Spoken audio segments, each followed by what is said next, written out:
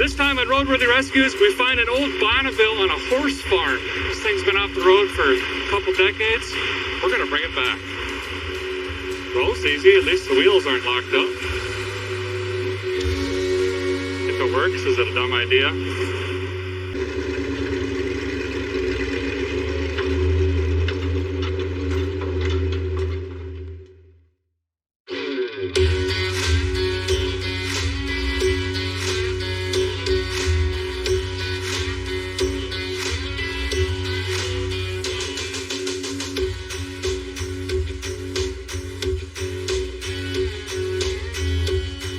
The hunt for classic cars this time has brought us to a horse farm in Carlton, Michigan.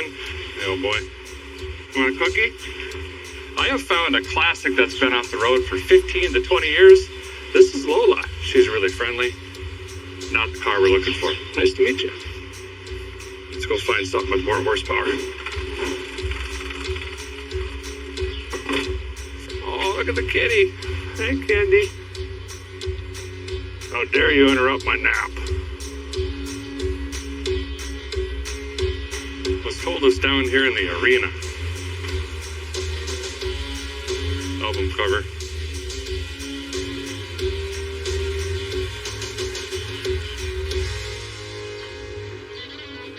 Well, here it is, a 1962 Pontiac Bonneville. It's a little rough around the edges, but listen, there's a lot of potential with this car. We're told it's been off the road at least 15 years. There was an engine and transmission swap started on it, and then it kind of just sputtered out, and eventually it just got pulled into the horse arena here. These are pretty awesome cars. They were produced from 57 to 2005, but between us, we'll just pretend they stopped making them in the 70s. It's probably for the best. Now, this particular genre was created by Bill Mitchell, the legend himself, who also created Camaro, the Corvette Stingray, Tri-5 Chevys, whole bunch of stuff, Cadillacs, all of that. And the protruding Pontiac front kind of started and really developed over the years. It just gave such an iconic look. This should have a 389 and hopefully not the Roto hydromatic transmission. We're going to find out, I guess. Let's walk around this, drink it up, and see what it's actually going to take to put this car back on the road. Help me. It's going to need a lot.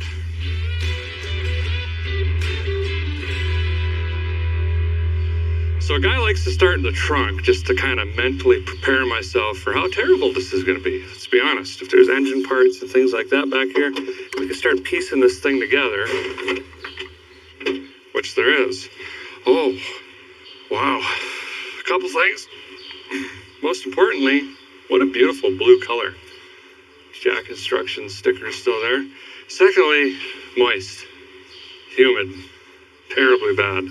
We've got a radiator, a whole bunch of blue vinyl material. I wonder if the old timer here was going to try to do a headliner or something. Potentially the original floor mattage, and then the glaring obvious thing, the old torque tube. Apparently you need these to rotate the rear axle. Whole bunch of hardware, springs, all of the lights are unplugged, a couple belts, so everything is fine, seems like. Well, let's jump inside of the Bonneville, which, yes, is actually named after the Bonneville South Flats, which is where a lot of racing and speed cars started. Yep.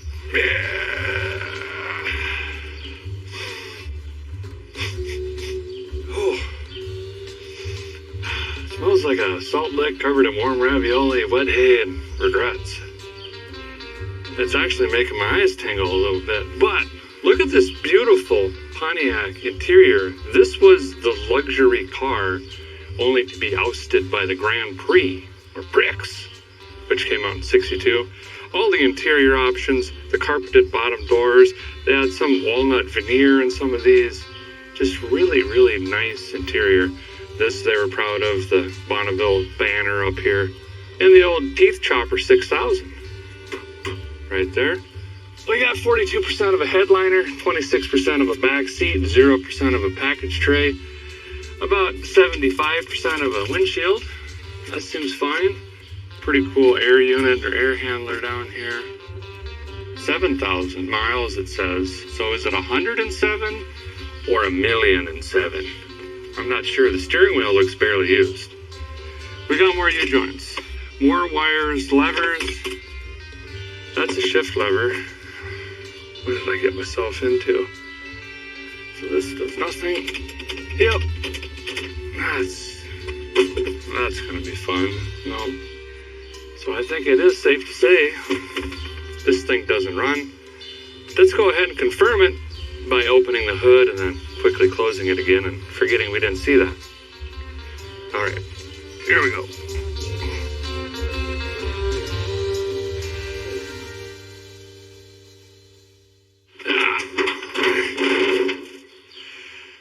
Oh, boy.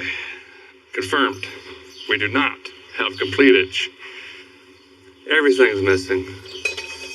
Fan, belts, pulleys, radiator, cooling lines, radiator hoses. Ooh, fuel maker toppeners on there. It does have a lightning whirler, and a bunch of the lightning hoses are unplugged. Single pot of death over here on the brakes, and we'll soon snap that out and ruin all the brake lines and spend 3 days putting brake lines in. But anyway, this engine was swapped in here out of a 61. And I believe, and I could be wrong, those had the roto hydromatic transmission. And they don't roto very much. And then they later on went to the super, which is a more modern kind of transmission. So I think here's where we're going to start. There's obviously a tremendous amount of work to even get this thing rolling down the road. We should probably just hear it run first and verify this engine is in fact good. Then we should maybe find somewhere else to work on this other than the horse arena. Not that I don't like horse arenas, it's beautiful. But it's a little dirty, I'm gonna be honest. And we're gonna have to get under this thing, and there's a tremendous amount of work to do. Let me get some tools, see if we can get this fired up. Oh, I hope this Black Widow just keeps walking. Go around, I'm busy.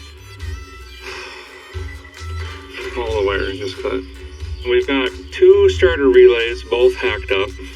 We've got a different starter in here than what would have been originally. And the ignition is completely missing in the car. So not only is there no key, there's no tumbler or housing. So I have commenced the gone in 60-second mechanicals. We're gonna just try to hotwire this thing. Just to see if the motor turns over. And then maybe we can juice it up enough to hear this thing bark off and make a couple sounds. And then we're really in it. I didn't realize initially, but wiring, yes. Cooling, fuel, brakes, driveline, probably transmission, glass, cleaning, tires and wheels. This is a big project. I ain't kidding you. I'm being honest.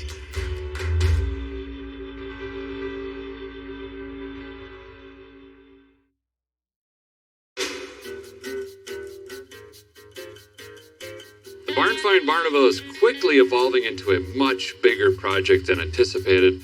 We knew we were going to be under the hood doing some wrenching, being a barn find and all, but there's literally nothing connected mechanically, physically, or electronically with this car. But Beth's here to shed some light on why it is the way that it is. So my dad brought the car to the farm here at least 14 years ago. My dad's favorite was 61, 62 Pontiacs. He loved the drag racing era when they were building them better and bigger for drag racing. He had a 61 Bonneville that he took the engine and transmission out of, put it in this car, and it was a project that just got put on the back burner for many years. So what we're going to do here is, oh wow, that's blacker than my soul and low. Good enough for now. I'm going to throw a wrench on the crank here and just try to turn it over by hand and just try to make sure this thing goes 360 degrees. It's not locked up. We don't have valve train issues, anything like that. Yep, it's rotating. Good compression. It sounds like it's open manifold actually. Yep, there's absolutely zero exhaust. on the engine. It's just manifolds. It's fine. It's hot rodding. Need a landing cue. Okay, let's see if it rotates. It does.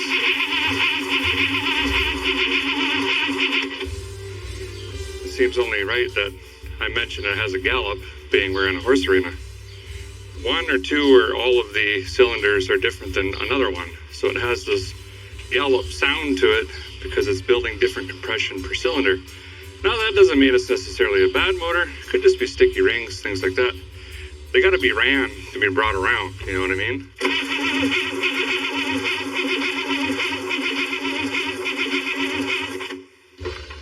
Feel like John Wayne's gonna appear any second. Okay, now we gotta start on sparkles.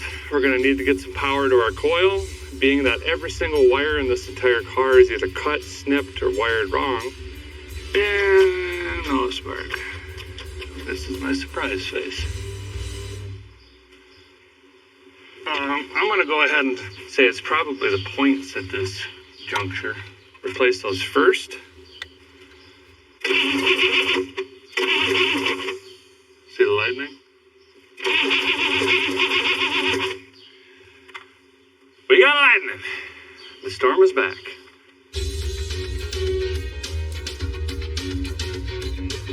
So I pulled the number one sparkulator out, and this is a really old, what is now AC Delco, but it's just AC. So we know that this engine has not had fresh sparkulators since 1974 or earlier. That's when the name changed, roughly around then. So that's pretty wild. It's been untouched that long. Could go ahead and use the old ACs. They're probably better than what we can get today, to be honest. Now I'm going to stick my finger in the sparkulator hole, roll this over, and feel the compression, and that's when I know it's going to be at top dead center on number one, and then we can set the firing order right there. We're to the point we have spark. Now we just got to add some fuel, and we should be able to hear this thing make some racket. I just want to make sure it's not knocking or banging or the insides aren't trying to go outside before we spend more time and energy on this thing. Bring in the thunders.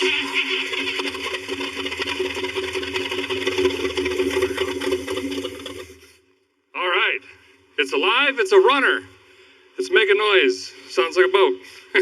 Great. Okay, so there is a tremendous amount of work to do. Shift linkage, throttle linkage, drive shaft, exhaust, brakes, cooling system. It's a lot. So we should probably get this at a facility where I can really throw the wrenches at this thing.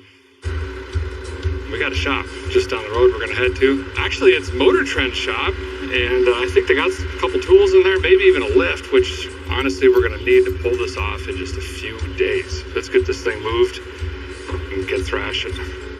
Okay, so I've intentionally jackknifed the van in here with the dolly. Let's see if this works. It's going to be an awkward insurance claim if it doesn't. If it works, is it a dumb idea? Go put the chain back. Goes underneath the Christmas tree stand next to the feeder.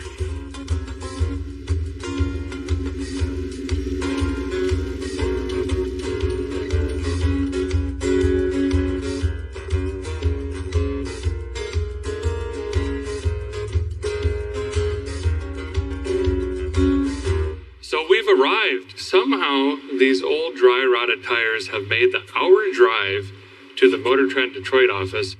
We got the Bonneville up on the lift here, and I've just been looking through things, trying to make a quick mental list on how to get this thing on the street, and I've got to tell you, the spoon is full.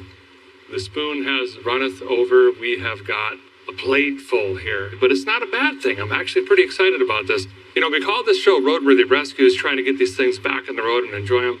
But a lot of times what you don't see is the nitty gritty, the engine swaps and the fabrication and, you know, the true hot rodding, using what you have and just making it work.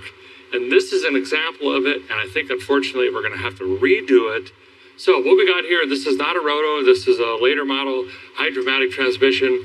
It's on some sort of cobbled homemade transmission cross member, which is not going to work. All this stuff needs to go away. The drive shaft is out of this because it's not going to work. It's not the right spline count. It's not the right length. We're going to need a drive shaft. That's another issue. Coming up here on the engine, one of the bigger issues is the guy, what I figure, Don is his name, is he's just an old school car guy. He was retrofitting this in, and I think where this project stopped was he did the engine transmission swap, he test fitted it and went, great, it's gonna work, I'll come back another day, and just never got to it. And there's a lot of telltale signs, like the transmission not being bolted in, and the big one is he literally cut the cross member out of the 61 and laid that cross member over this cross member to just drop the engine in. So we have double stacked cross members. The engine's not even held in any way, shape, or form. He's just test fitting, scabbing things in.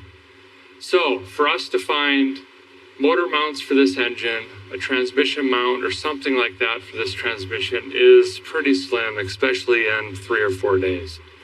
I'm kind of thinking all of this just needs to come out and try to cobble something else together that's going to kind of stay in the car. So I'm going to make a list here. It's going to be pretty extensive, and we're going to have to legitimately just scramble and try to throw this together. It's by the seat of our pants. This is real life. So we're going to need a transmission cross member. We're going to need headers. We're going to need a mini starter. We're going to need exhaust. We're going to need a drive shaft. And I'm just going to stop there because you know where it's going to be. Ignition, cooling, hoses, electrical wiring, fuel pump, fuel make it happen. I don't know if the tank works. I haven't even looked at that. Fuel sending unit, fuel lines, beep boops, whatnots, and doodads. I've got to go shopping. I need a cherry picker. I got to figure out a welder, chop saw, grinder, discs, tools, things, stuff like that. And fade to black, Marshall.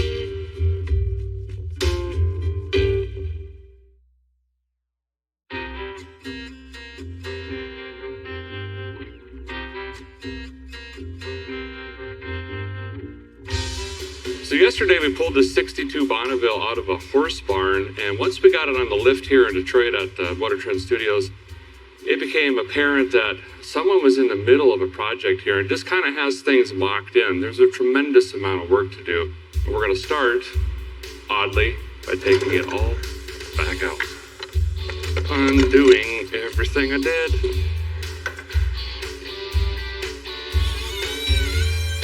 This is going to go really well because I'm going to have complete disregard for anything hooked to this engine, which I don't think there is, but here we go.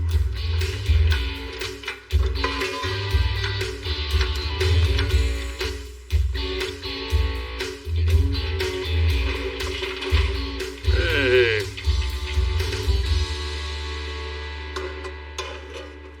So this is what a guy was after, and this is actually part of a cross member of a 61 Bonneville that the guy just cut out, left attached to the engine, and just sat this in the current car. Well, that posed a lot of issues, obviously, because it's not actually attached to anything. So what I have to do is somehow get this bracketry off of this piece, align it perfectly in this car, weld it all in, and then ensure that this actually bolts into this car. It's going to be really good. Let's get started.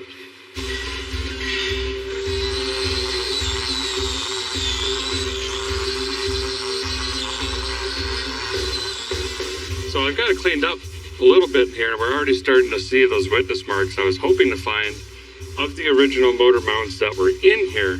And they look pretty identical. They should be. This should have had a 389 in it from the factory. So I don't know if the old timer was maybe planning on repowering it with a Chevrolet or a Ford or who knows, and decided to hack these off, then changed his mind, potentially. Nonetheless, I have kind of an idea of where these should go, so now the task is trying to get this off of here as much as I can complete, and then test fit them slightly, grind them up, bend them, mount them on the engine, drop the engine back in, get it lined up correctly, and tack that in, pull the motor out again, finish welding it, cut, weld, repeat.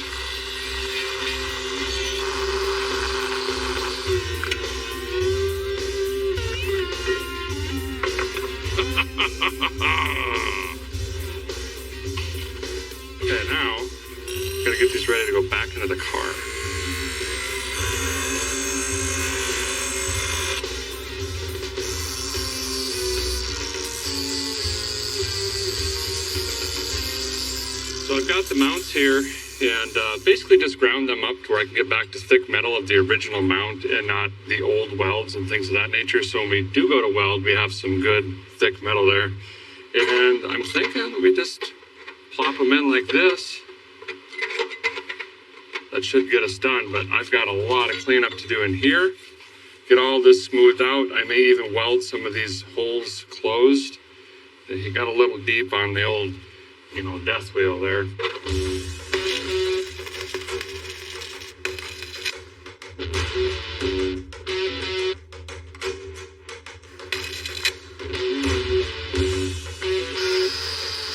Once we get it all cleaned up, I'll bolt these to the engine. Now I can set this back down in the cleaned and prepped cross member, try to line everything up where it should theoretically go, tack weld them in, and then we'll get the engine out again, weld it all up. It's slow going, but we're making progress.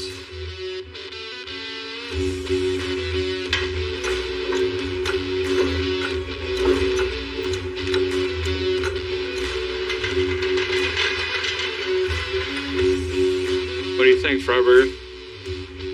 That's as high as I can get it. Hey, that looks like that's where they're supposed to go. Whoa, what? That's normal. No. Come on, little guy.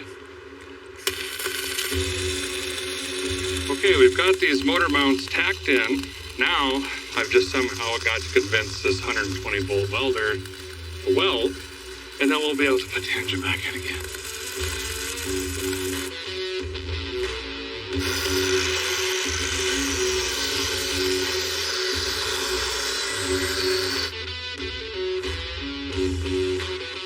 Rebuilding. Hours and hours of fab work, rebuilding.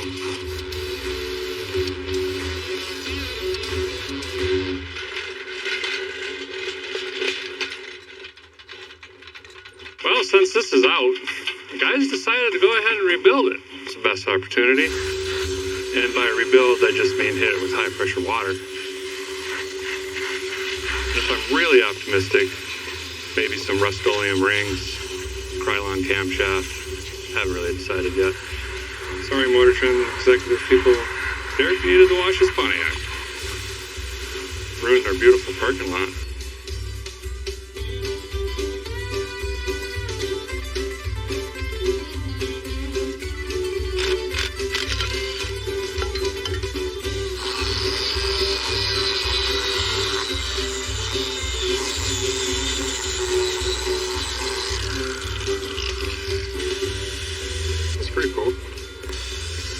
Well, the day's coming to an end. A lot of futzing around today, but we did get some good progress done. We've got motor mounts in here for our 389, which is now hanging on the hook, painted, freshly rebuilt.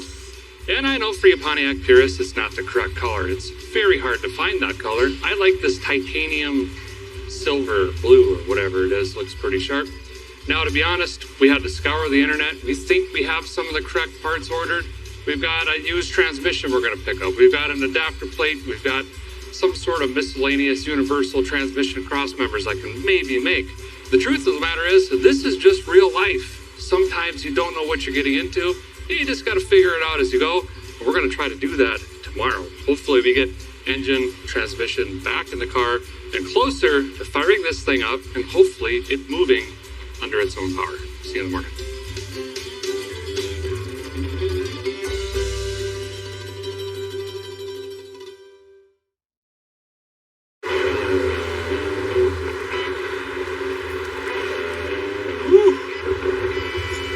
Sounds like we got a storm coming in. Well, we're still short a few critical pieces, but parts are starting to show up, and one big one just did. A turbo 350 transmission that was rebuilt off the interwebs. Hopefully that works. Glass guy's here. He's going to throw a windshield in, which is no easy task, but we're going to have that. So I'm turning my attention back to the engine here. I'm going to change the oil, put sparkulators in, try to pep it up a little bit, and eventually we'll top that off with the performance carburetor as well. We've only got 2 days left trying to keep busy and get this thing back on the road. It's going to be tight. Ooh. Not a maintenance engine, unfortunately. Shouldn't be able to scrape stuff off your push rods, so we'll pretend we didn't look at that.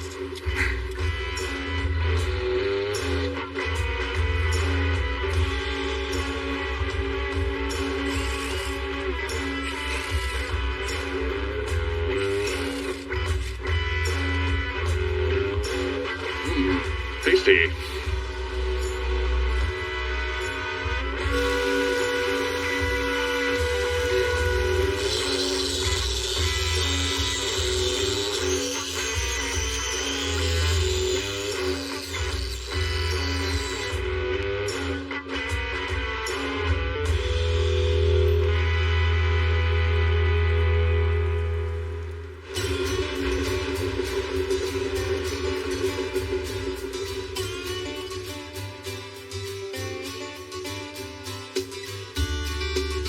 So we're wanting to change the transmission on the Barneville, and this kit here is going to help me do that. Now, we're pretty certain that the super hydromatic that came with the car is just going to be no good. Plus, we're missing a tremendous amount of linkages, doodads, and whatnots to even try to see if that worked. So I wanted to use a BOPC transmission, but then quickly realized this particular year block doesn't have a starter pad for the starter to mount to the engine block. It actually mounts to the transmission. So that was another reason to get this adapter kit here.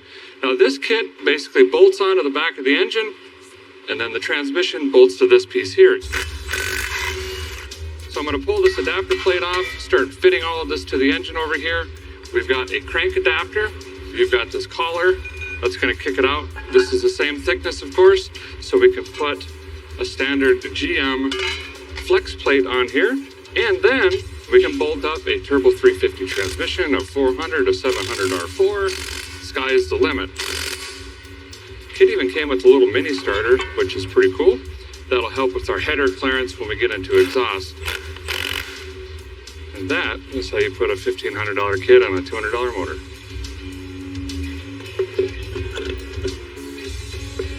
So this is like a no-name torque converter. I chose an 1800 to 2000 stall, just to give the old 389 a little more pep feeling, having just a tiny bit looser torque converter. So now we should be ready to slide this TH350 up against our conversion bracket, and bam, we have them mated. Torque converter should slightly turn still. Yes, sir. Then we'll measure that pull forward here in a minute. Has to be precise. Well, by golly, that might be it.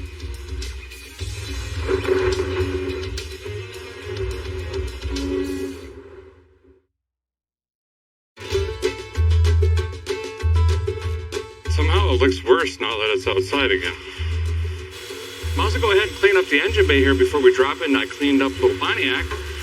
And maybe I'll spray the wand down the side of this car too to get all this barn dust off. Should have put all this barn dust in a bucket, put it online.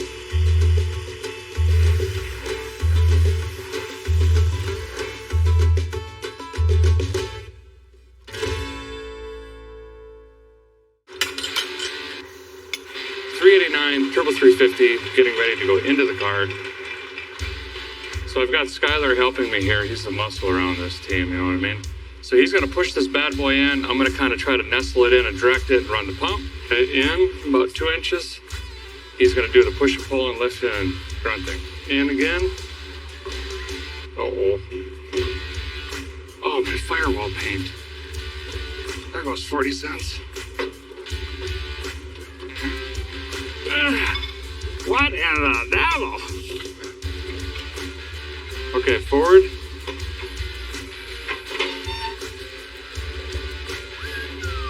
In. Okay. Oh, oof. Okay, my bad. Okay, now we got to figure out how to get that transmission tail shaft off. Oh god. See under there? Right, go for it. Skylar's now spelunking. I'm just, oh, yeah, keep going. Trying to keep this distributor alive. Okay, now you go up. Seems like we're bending things, right? Yeah. I think that adapter's hitting the firewall. Oh, we're on the steering drag link too. Okay, so go ahead and lift again, please. Yeah.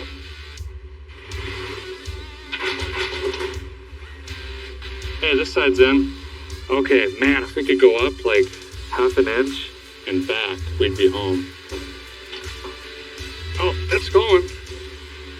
Yeah, I think we're there. Is it lined up? Like a glove. Woo! Yes, ouch, ouch. Barneville bites. Well, luck would have it, the scab together motor mounts from the other cross member that was set over the other cross member cut off and welded to this line up. Everything fell into place. It wasn't the easiest, but thanks to Skylar for helping underneath the car, we were able to shimmy and shake it into place. So the engine is bolted in once again correctly. Now we just got to address the transmission because now we have a Chevrolet TH350 in here. So we're going to strap it into place temporarily, lift this thing up in the air, and I'm just going to start noodling and doodling, see what happens. Shocks are good.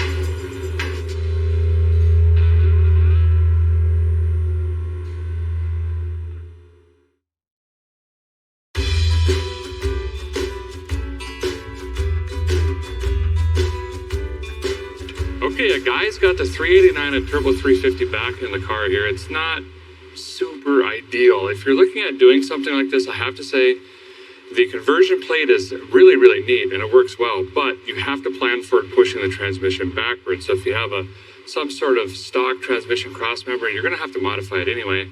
But it's creating some interference-ish up there. Tail shaft's a little bit farther down than I would like, but we're going to try to work with it. Right now I'm going to cut out this old transmission cross member, which you can see was a trailer hitch at one point, and maybe a fence post or something, a couple pieces of angle iron. I like it. I do. But it's got to go. And then this needs moved way up here, where we're going to have a polyurethane bushing. For this transmission, we need something to go across here, hold this in place. And then one of our big key missing components is a drive shaft. But at that point, when this is bolted in, I can actually send some measurements to our drive shaft guys so we can start making that. So this is a pretty big moment, actually. Looking forward to it. Do we have any goggle glasses? We build cars. Follow me for more tips.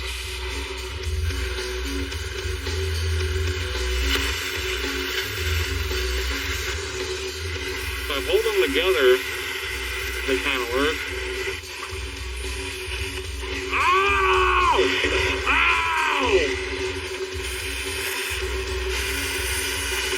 Ow! Ow! Ow! Ow! Ow! Oh! Right on a tattoo.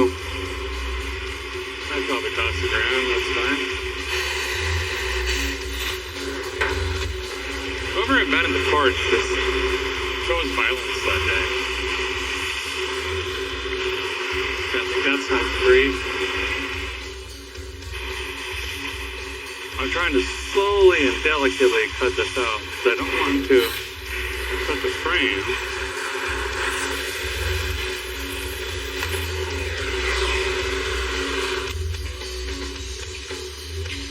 It's pretty good. Precision. Okay, now I just got to get a hammer out, beat the rest of it out of the car.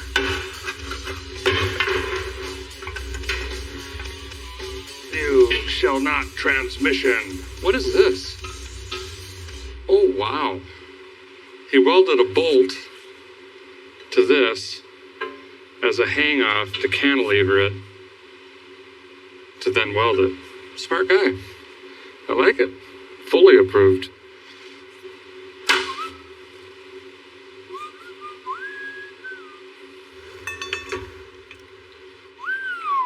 Time to get a transmission cross member in here. So we're going to be making our own essentially because they don't have a kit for the actual cross member. There are, however, a bunch of universal things out there you can get to get you started, which like is this. It's just a tube. You get some bracketry and things like that.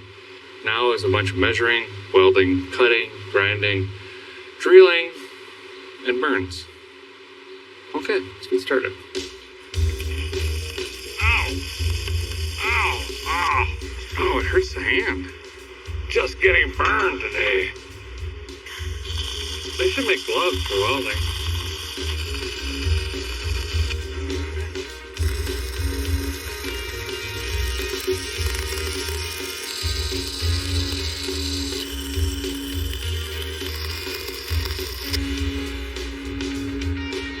So what I'm going to do is actually elongate it.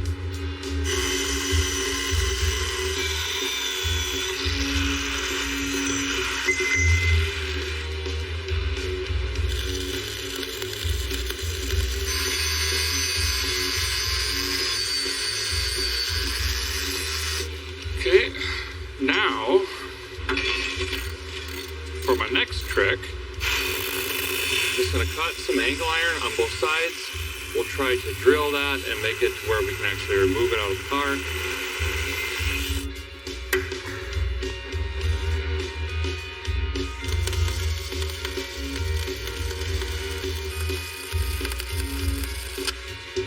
Oh, this, wow.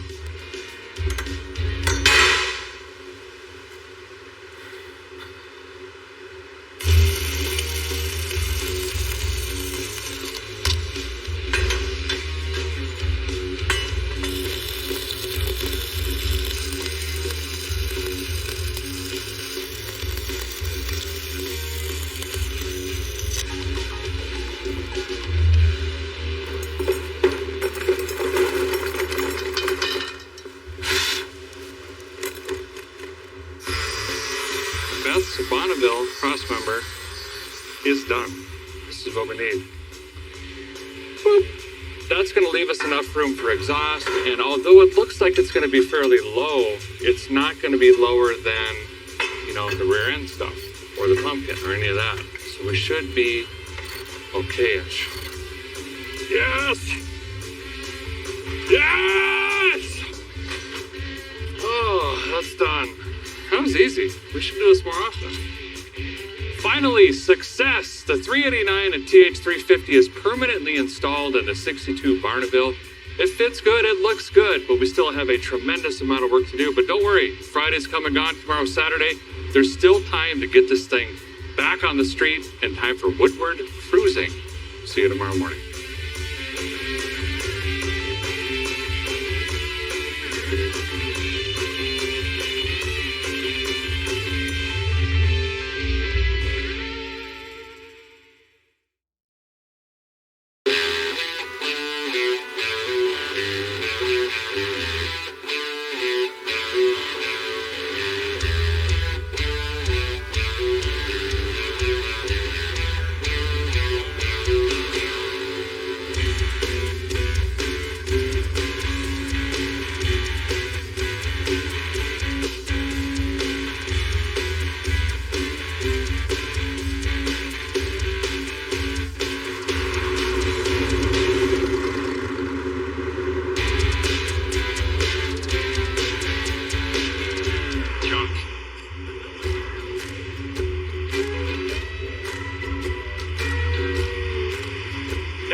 To Woodward Avenue.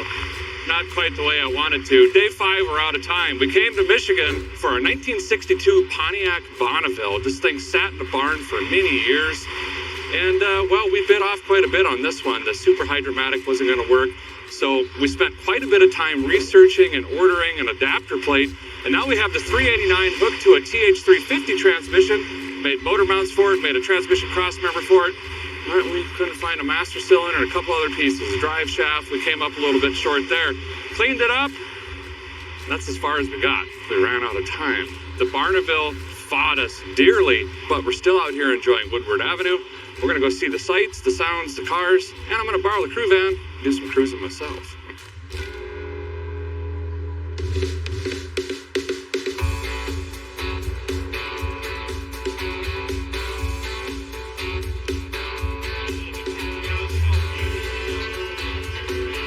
Smells better than mine. Woodward truly is a special place in automotive history, and the car culture here lives on today in so many different ways. This Cars and Coffee gathering is a prime example. There's so many great cars, all different makes and models and walks of life here. It's definitely one of the best car community vibes you'll get anywhere in the country, and some of the nicest people you'll meet. I've got to explore some more.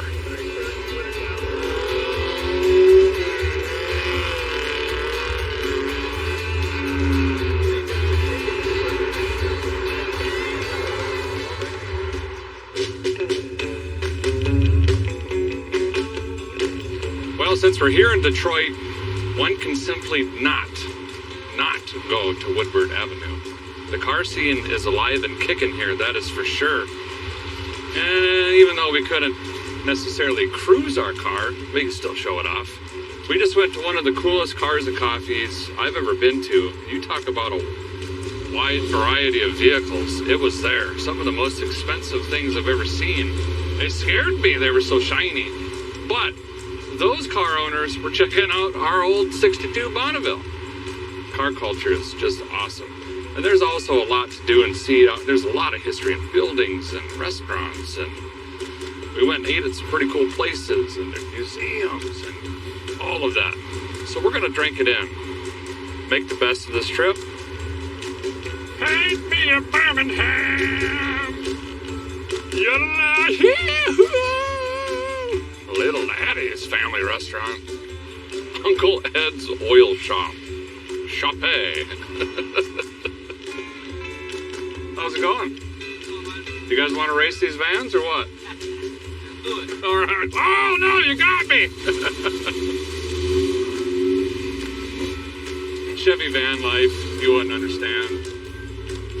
Oh, man, we've got different cars there. Look at that Cadillac. Oh, look at the Buick Riv. Sweet. Well, we've had a great day cruising Woodward and taking in the sights, even if it wasn't in the classic car we had hoped to be in. Speaking of classic cars, I'm going to check out some more beauties that just pulled in and take in some more good vibes of this amazing car community.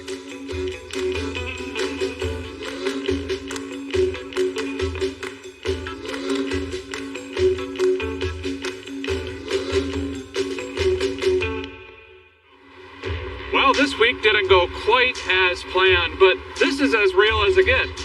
Sometimes you buy a project, and it turns out it's more of a parts car. But that won't stop me. I will get this car running and back on the road, and you will see it again. So, stay tuned.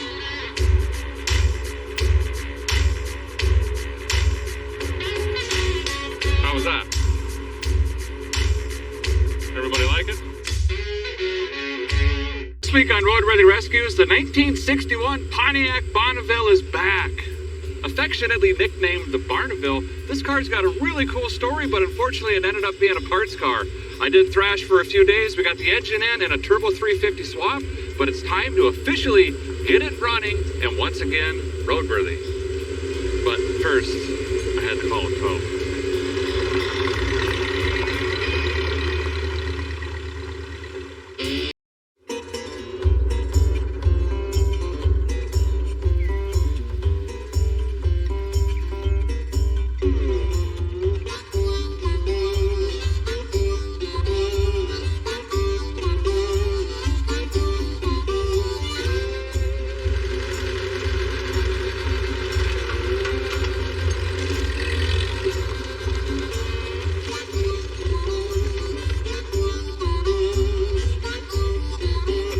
Sketchy. And I have no brakes and I'm about to buy my neighbor a fence. Great. Woo! Oh, barely missed it.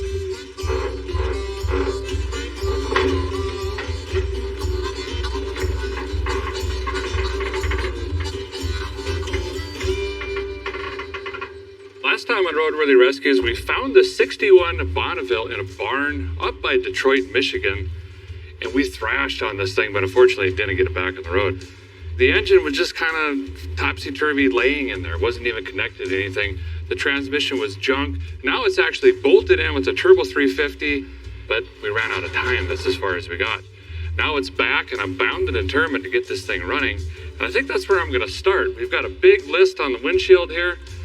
And each one of those is a big project, but we've got to get this engine running, making some noise. We've got electrical to do, fuel, carburation, exhaust, linkages, that cooling system. I mean, There's a big, big list. So let's get this hood off and dig in.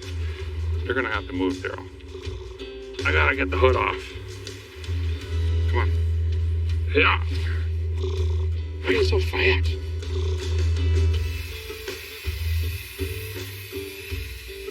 Lavender and basil mix. There's centipedes rolling out of here. Snake. I thought I saw a kangaroo. We got mice. We have an ecosystem in the back of the Barnaville.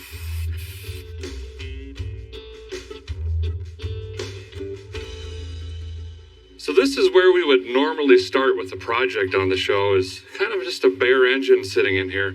I got to get this hood off to get a little bit more room. We've got to do everything. We've got to wire this. We have to do ignition. We have to do a carburetor and fuel and all that stuff to make it happen. So I'm going to get this hood off and out of the way. We're going to start plumbing up some fuel and ignition. I think that's where I'm going to start. Watch the paint.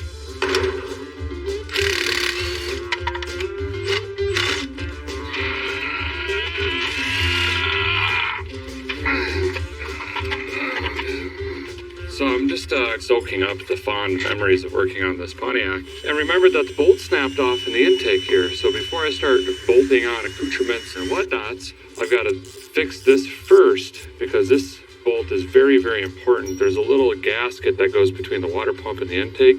And without these two being pulled together, that undoubtedly will leak, and we'll have coolant everywhere and eventually overheat. And maybe we'll lock the motor up. Oh, wait. Do we fix it?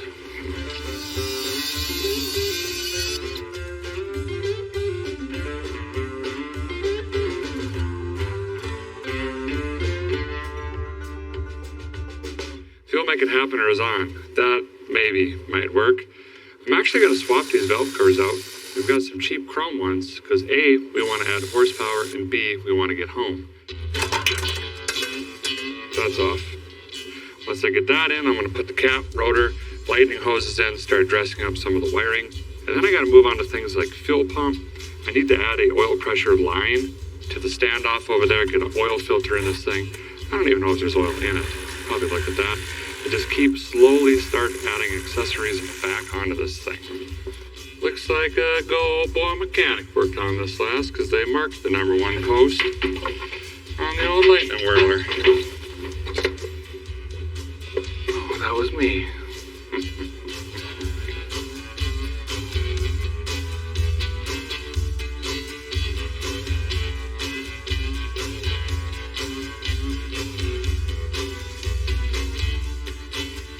So, guy up top, we got some stuff done. We got the Fuel Make It Happener in, added some horsepower with the chrome valve covers, got the lightning hoses back on, distributor cap, everything like that, got a fuel pump jabbed in it, and started thinking, hey, we get too far ahead of ourselves here. We still can't fire this thing up because we ain't got no music pipes hanging off this. No manifold, headers, nothing. The headers don't fit. They're shorty headers, and we started looking around for different header options. And here's the deal. We got this adapter plate to run this Turbo 350 transmission. So it's got this additional plate and a bigger starter specific to that adapter. And I'm not seeing anything that's going to fit between the steering gearbox, the frame, and the motor transmission. So now we're kind of looking for stock manifolds again. And keep in mind, we only had one. And we might have pitched it after the last episode because we didn't think we'd need a stock manifold again. We are down a river with 2 canoes on that. So I'm diverting my attention to this transmission cross member, which I just booger welded in here with a 120 volt welder. I need to get a polyurethane bushing in here.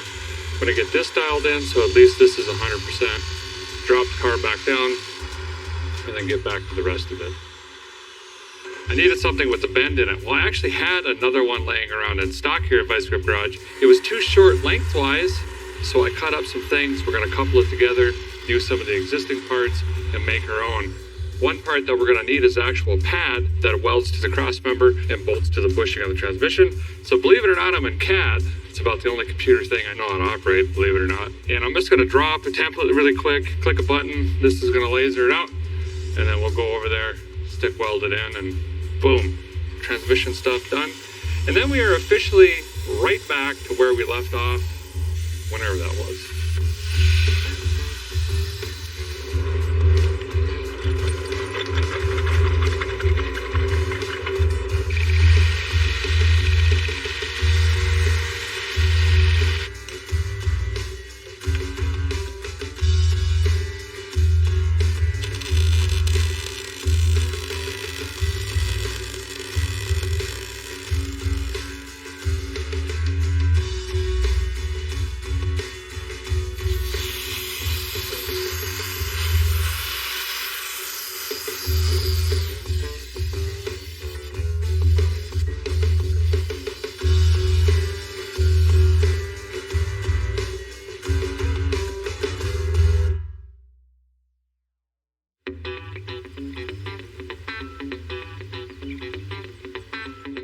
back on the Barneville here. We got parts and things to do. I'm going to leave it up in the air and just start attacking this underside. I'm trying to get this car running and driving after being stored in a barn for at least 10 years, probably way more than that. It was a parts car, but no longer. So now I'm kind of just attacking this fuel tank. This thing's got to come down. I'm sure it's full of rust and rot, varnish and everything else, and the lines are just completely shot. I think we might have a new tank. Hopefully that's similar or the same, hopefully exact. And then we'll have to inspect the solid line that runs all the way to the front. If you remember, the brake lines were completely rotted out of this thing, and the fuel line runs right next to that brake line. So if one's rotted, the other one maybe isn't.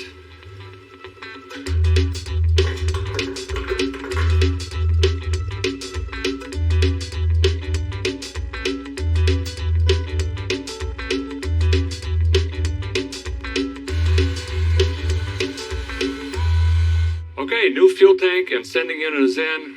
Redid all the wiring and the soft rubber line here. So this is 100%. We should have a nice clean fuel system.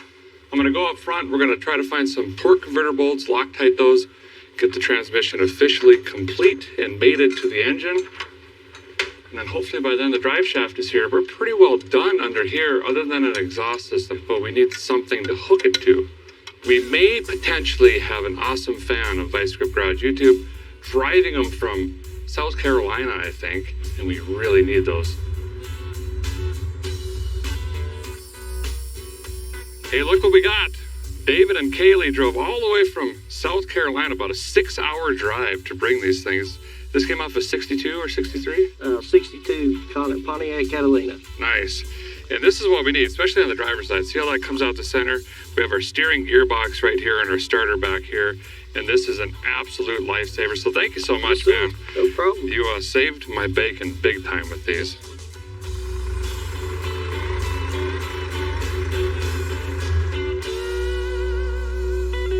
So we're back at the shop. Let me show you really quick why this manifold is so important. If we slide this up here, the exhaust exits right where my arm is essentially.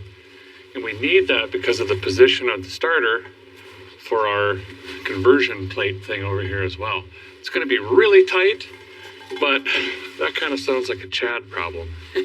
So I'm going to struggle, get these bolted up and ready so he can walk in and hook some pipes up.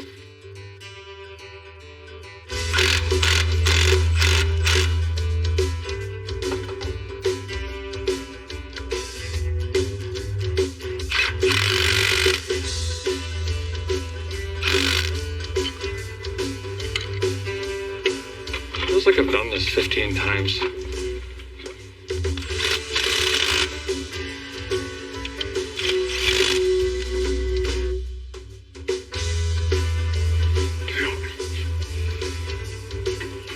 Okay.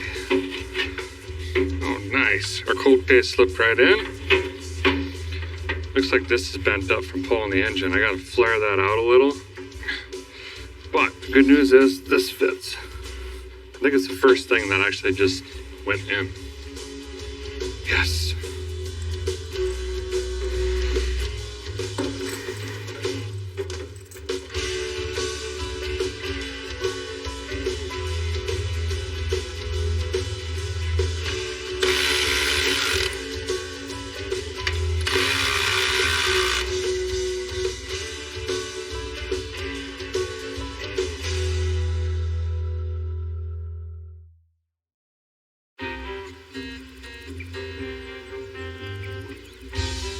Here's our beautiful drive shaft. Rocket City makes these for me. They do a really good job. They shortened it up, balanced it again for us. So let's knock this in, get it bolted up. You just think about it. A seemingly stock car is going to have custom crossmember, custom motor mounts, custom transmission crossmember, custom transmission adapted, custom drive shaft, custom brakes, but it's going to look like a $600 parts car.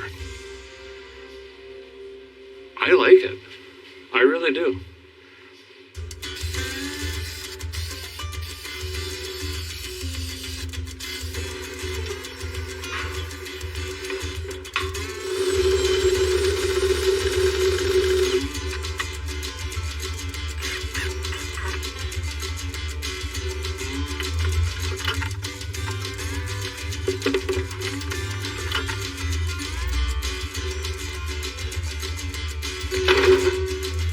fuse are in, top and bottom. Got a battery in here, new negative or sad cable and a positive. They're both red, but I at least wrapped paper on one. Was getting ready to dump some fresh dinosaur juice in this, but there's some left in it. I didn't drain it when we were out, wherever that was, Detroit or whatever. So I'm gonna lift this up in the air, get the old oil out, put a fresh filter in, put some fresh oil in this thing. I already got the temperature gauge in here. We are inching closer, maybe firing this thing up and hearing it run, at least for a few seconds, because it's open manifold.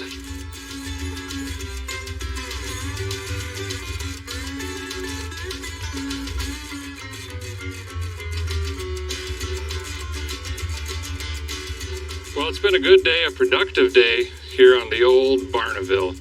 Getting ready to fire this thing off, just have to top off the transmission here. I got my Lone Wolf 6000 over there. We're gonna pull the trigger. Now remember, we only heard this sputter for just a second or two. I hope to get this fired up and running for at least a minute. We can verify it's not knocking, it builds oil pressure, things of that nature. Gonna apply my key. That should give us hot ignition. Give it a couple shots of fuel. Here we go. Bring in the thunder. It's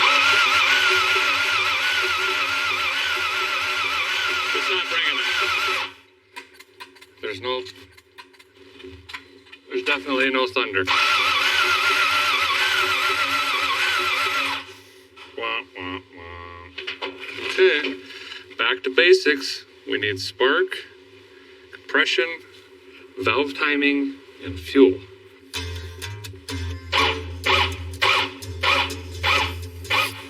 There was compression.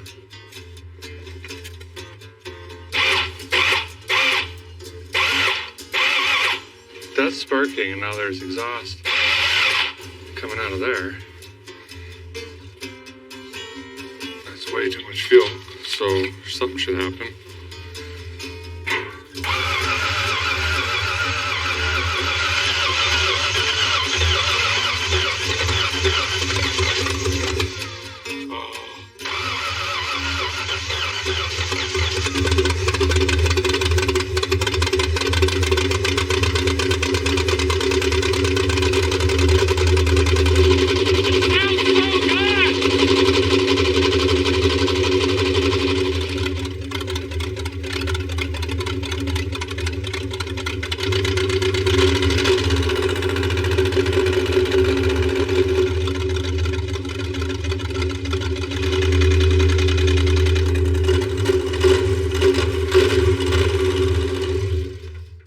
It's alive!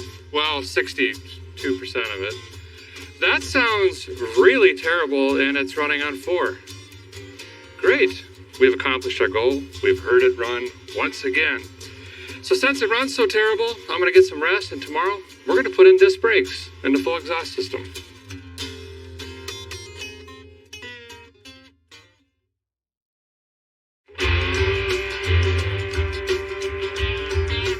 So I'm going to start by getting this in the air, get the tires and wheels off, strip the front end all the way down to just the spindle, and then build it back with bearings, seals, disc, caliper, pads, lines, everything, and do as much as I can to be in the way of Chad, who's going to be putting music pipes in this thing, a nice classic car mellow sound.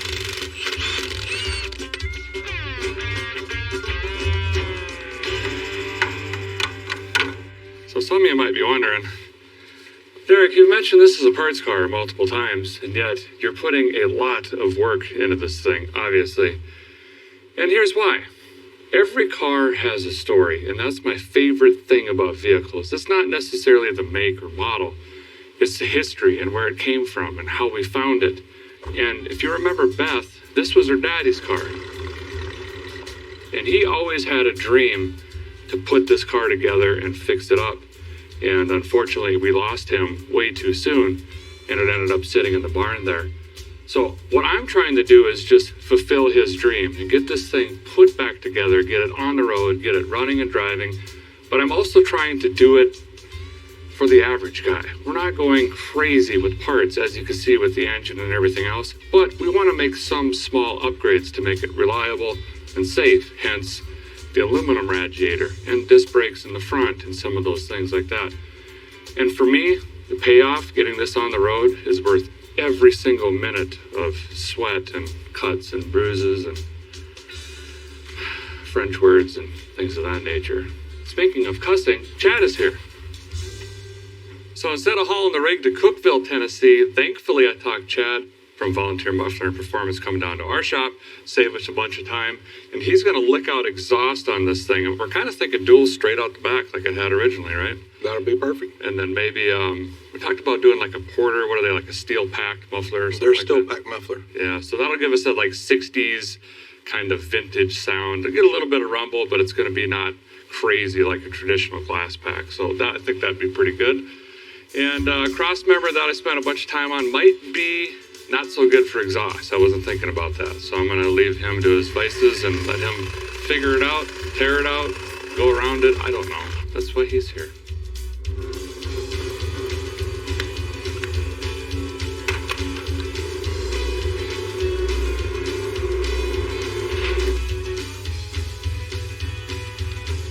You know, it is not bad. I have seen way worse on high-dollar cars. I've got to get a little too close to the floorboard, or it's got to hang down so low they can plow with it. It did come from a farm, though. That might be helpful.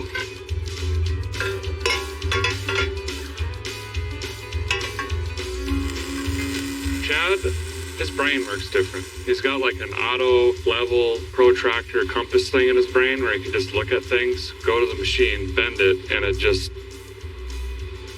I'd be on my 13th stick with marker and tape measures and angles and...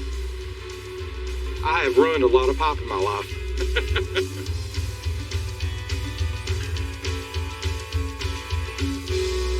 So we're using a kit from MP Brakes, and the reason I mention that is this is a kit that lets you leave the stock spindle in place. Most kits, you got to take this whole thing apart, which means you're into the ball joints and everything, which I guess is fine if you're doing like a complete restoration, but we want to save time and money, and this is how we can do that.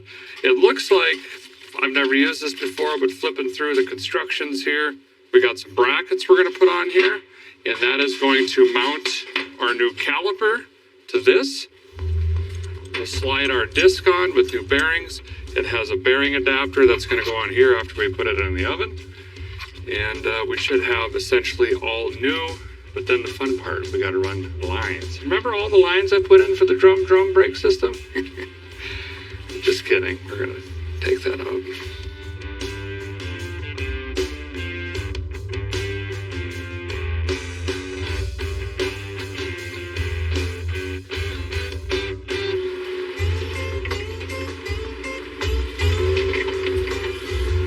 This car back so Chad can fit the exhaust pipe around the rear axle without cutting it.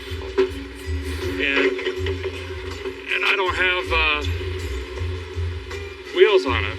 So I'm going to try to move it on the air jack. Keep coming. Keep coming. Keep coming. Keep coming. Keep coming.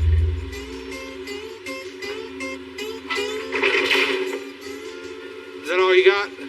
I think that's it. Let's see what happens. Margaritas and Misadventures, Volume 3.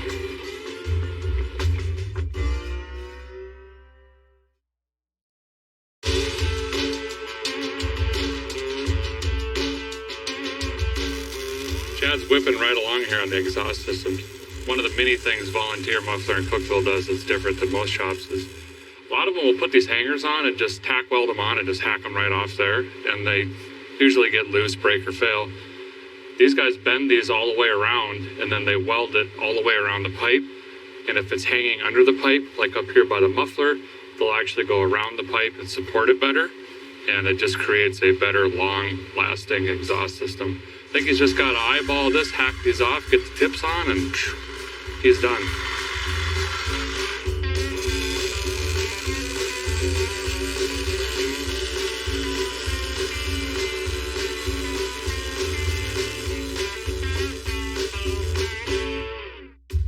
That's it for the exhaust. Now we just have to make it run goodlier. We're going to move on to finishing up the brakes, and we'll meet in the middle somewhere in the cab, I guess.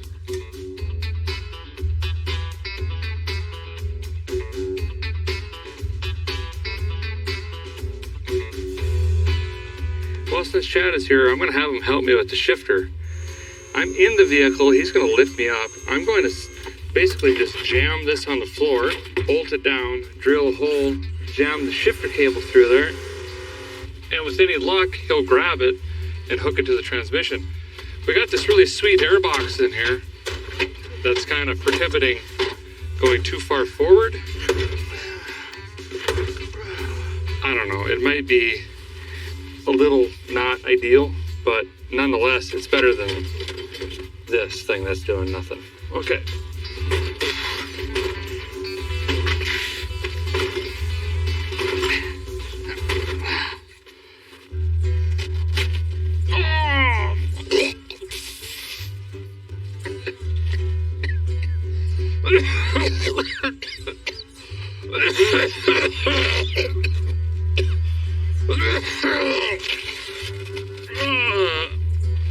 On this episode of Roadworthy Rescues, we make a really nice Bonneville.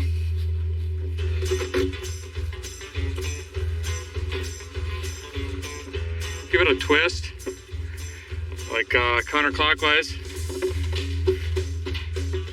There you go.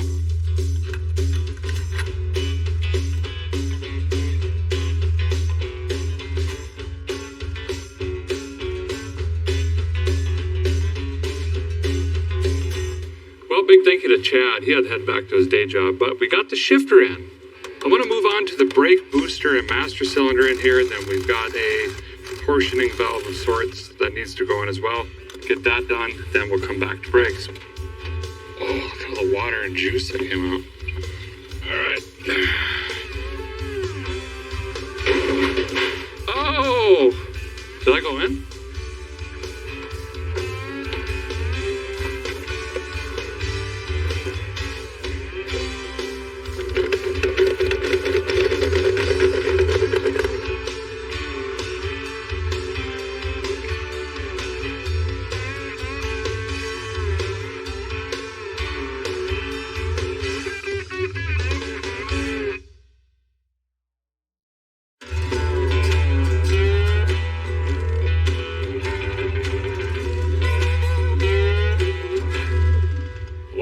Late last night, guy worked on brake lines. Got some, ran, and guess what we're doing today?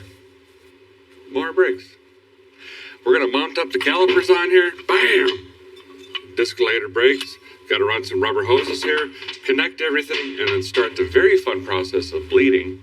We're gonna try to incorporate the rear drums as well into this master cylinder, get everything bled out, pump. Gotta hook up the pedal still inside. It's a whole different throw and booster and all the parts, so it's going to be kind of challenging to get everything set up, but it's going to be really nice to have an upgraded brake system where this thing will have kind of a little bit of go, but a whole lot of whoa.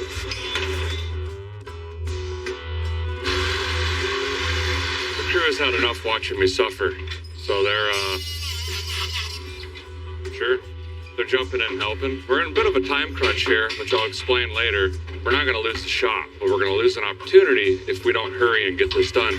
Condenser's got to come out so we can get the electric fan in. We've got belts on here now. Power steering might work. The generator might work, but it's not wired yet. I am bleeding the brakes with homemade doobie-doobies. Bench bleeding right in the car, guys. Save a step. And then hook up the lines. I'll have to bleed the calipers, bleed the rear wheel cylinders. We're cleaning up some hoses and stuff we don't need. We removed the old AC unit gently.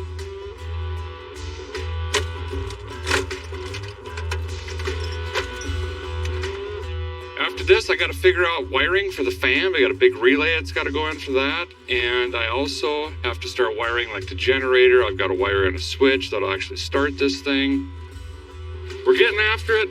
Things are happening.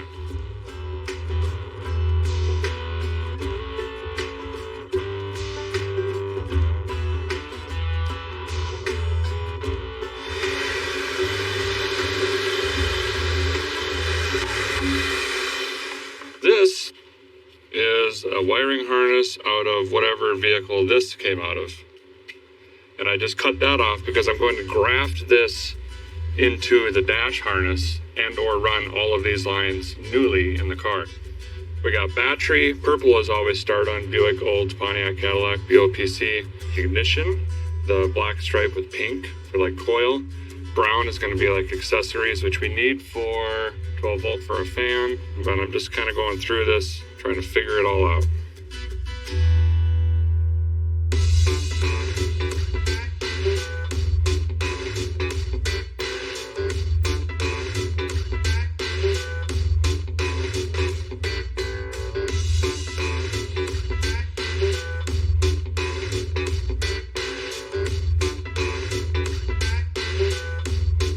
Pedal and cable assembly, gonna have to mock up something there too. It's gonna be completely custom because we don't have all the linkages and levers and doodads anymore.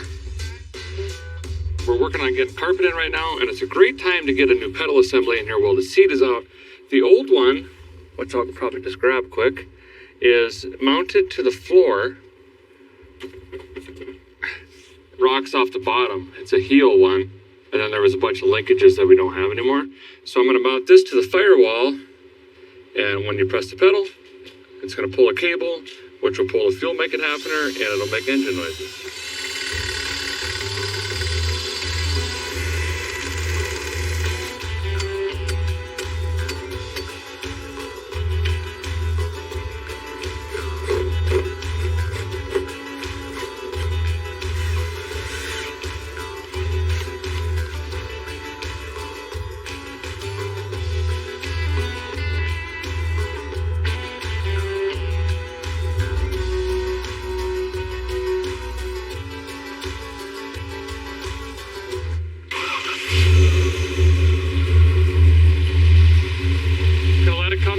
For the first time, and make sure we got some water in the water heater. Go left, go right machine needs some juice. Make sure the head gaskets are going to gasket, things of that nature. Electric choke's working.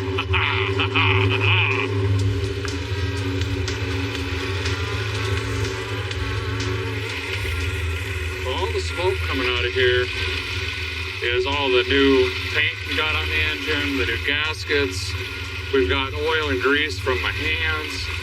That should all burn off here relatively soon. Nope, a couple hours. Electric fan should be kicking on, yes, at some point. And then we're ready to hit the road.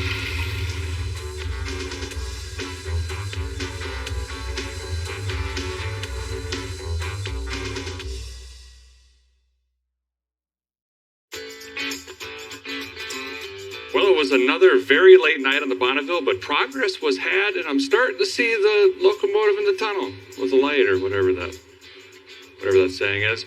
Patched up some rust last night. Just took a sheet of 16 gauge, made my own patch panel, fox tinted that in. Also decided to paint the steel wheels. Everyone has primered wheels, and everyone has black wheels, so let's be a little bit different. We used that paint code that O'Reilly scanned for us, came up with some rattle cans, fogged them down as well. I'm going to mount them on the car, roll this thing outside, and I'm going to SOS this, wash it down, clean it, get all the chrome and stainless as clean as possible, shine juice this thing, get the hood on, and I think we're finally there. By the way, we just ran it for quite a while. Didn't get hot. Electric fan worked. A couple transmission leaks, had to tighten some fittings. I think we're A-OK and good to go. I'm excited to drive this thing. Let's get it back together. I don't know what kind of look this is going to give it. I know one thing, it's going to be different. And just wait, I got something else to add here. There's more. Just let us get it washed first.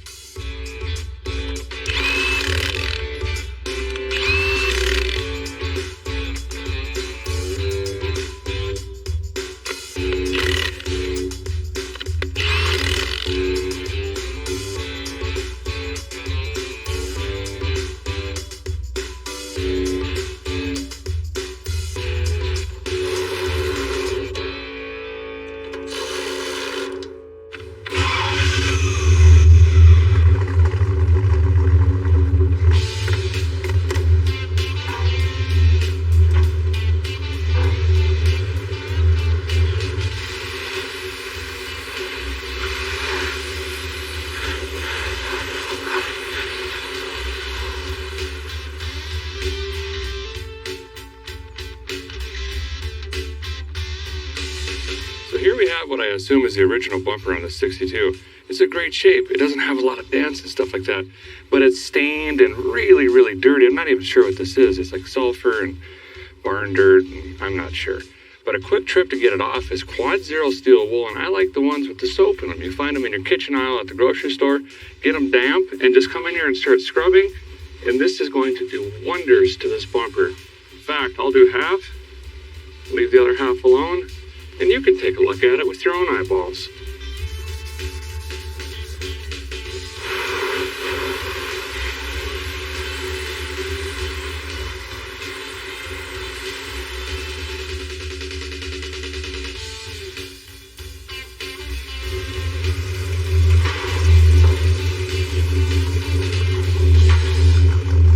To do something with the body of this car. I wish we had more time to do just even primer or something, but we're out of it. We're going to do the next best thing. Now, there's not a lot of paint left on this car. We've got some of the original primer, some of the paint, some of the respray, different colored panels, even some new bare metal when I Fox tinted in a quarter panel over there. So we're going to seal that rust and paint with the Vice Grip Garage Shine Juice. This is oil-based. It's kind of a temporary solution to seal everything in. And we can make up our mind what we're going to do with this thing later, or someone else can, right? So all we have to do is just dump a little bit in this. About like that. Dip any sort of applicator or rag. And we simply wipe it on. It's going to give us a nice matte or satin finish. And we can wipe it on literally everything on this car. And it's going to protect it and give it a shine. That's crazy. This never gets old.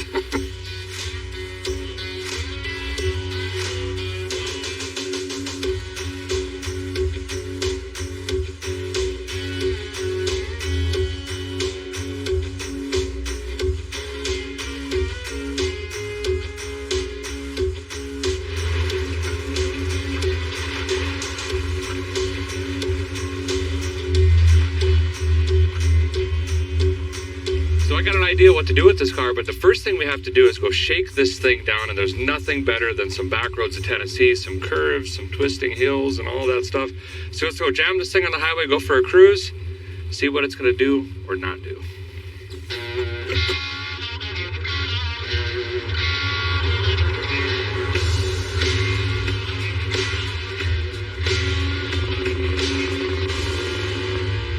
So we've got the Bonneville back on the road for the first time in more than a decade, probably significantly more than that. And this is my favorite part. It's so much work. And really, it's the same car. It's just elbow grease and time. But it's so rewarding to get them back on the road. And I know that's what Don would have wanted, which is Beth's dad. This was his car. He wanted to put this car together and just make it run and drive and have fun with it and ultimately restore it. And unfortunately, didn't have the time to do so. And it rides great. I didn't touch the shocks or anything like that, and just as is. Steers great, rides great. The Turbo 350 was needed. The 61 engine we just reused seems to be doing okay. It's got a little bit of a miss to it, but it just needs some miles. You take a car, you don't have to pour $1 million into the thing. Just get it running and on the road. Who cares what other people think about it or say about it? It's not too far gone. You can restore it a little bit at a time, over time, and that's exactly what Roadworthy Rescues is about. And speaking of which, this has got to go to a new home. I can't keep them all. Someone has got to take the torch and carry it forward and see that this car gets the rest of the love that it deserves. And I've got an idea for that home.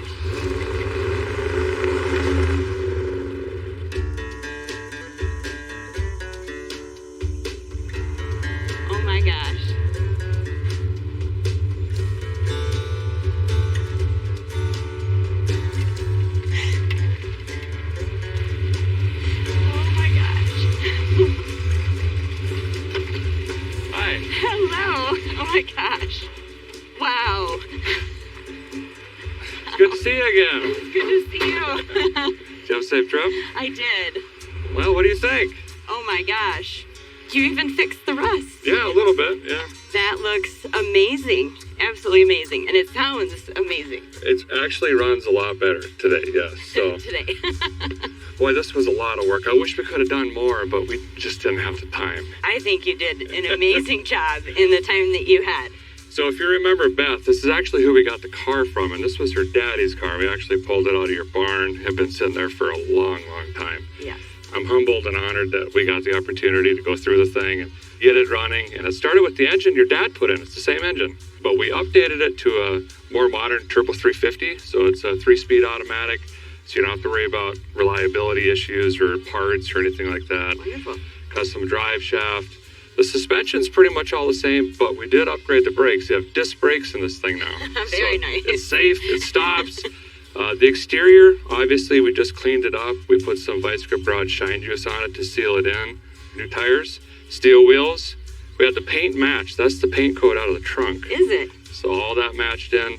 Brand new dual exhaust system on the thing, new fuel tank, sending unit. So much we did, actually. You've done a lot of work.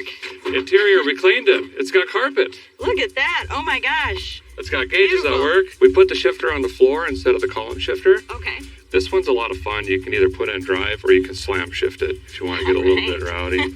Cleaned up the original seats. I love the bowling ball shirt kind of design on these seats, so we just kept all of those. Cleaned up the stainless. And it's worth mentioning, I didn't do all this work. The team really jumped in on this. There was so much. The guys behind the cameras, the sound dude, everyone was in on this thing. Very great team, yes. Yeah. And it's a lot of fun to drive. You want me to pop the hood? Okay. Yeah, let's look at what's under the hood. Okay. So your dad found this engine. It was out of a 61, right? Yeah. 61 Bonneville. Same make, just different year. Wow. So Wow. cleaned it up a little bit. We had to find manifolds. They came from South Carolina. A guy actually drove them through the night to get here. Oh my gosh. To put the manifolds on for the exhaust system. Threw some chrome on here. Have a new carburetor on here for you. It's got electric choke. Aluminum radiator to keep it clean. And then we put an electric fan on there as well. But it does the thing now. It does the thing, what it's supposed to do. We didn't really know what we were up against in Michigan. So we kind of ran out of time a little bit. But I didn't know what you were up against either. I did not. Yeah. Okay, Beth, here's the thing. Yes. The reason I do Roadworthy Rescues and Vice Grip Garage is I take cars that some people deem as just junk or trash or a parts car, which this really was a parts car, I'm going to be honest. It was in a pretty frail state, but I like to get them on the road, give them a second lease on life, pass them off to somebody that can grab the torch and do something with it. And with this car, I can't see it going anywhere other than you. So I'm going to give it back to you. Are you really? You Oh bet. my gosh. Oh my gosh. Thank That, you. here's the key. It's yours. Thank you so much. You're welcome. Oh my gosh, what a wonderful thing to do. Our pleasure. Jump in. There we go. There. Yes. Oh my gosh.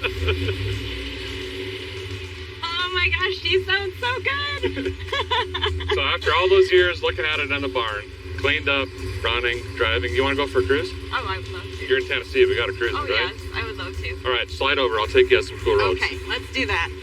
Beth's got the 62 back.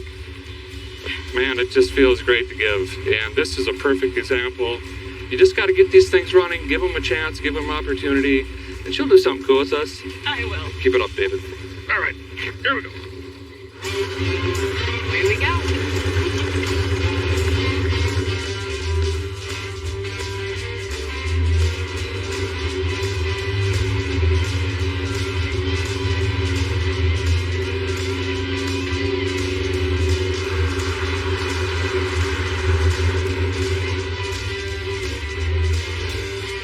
Well, that's going to do it for this episode, but stay tuned. There's plenty more to say.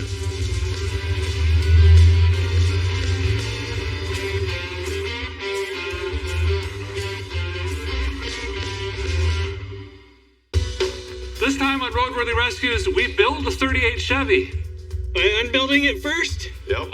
Just trust me, it's fine. I don't know what's going to happen in a foot from now. Ooh, throw your hands up, don't think twice. We're catching happy thoughts tonight. Woke up with the sun on my face. No stress, no drama, just space. phone off, good vibes on blast. Forget the future, forget the past.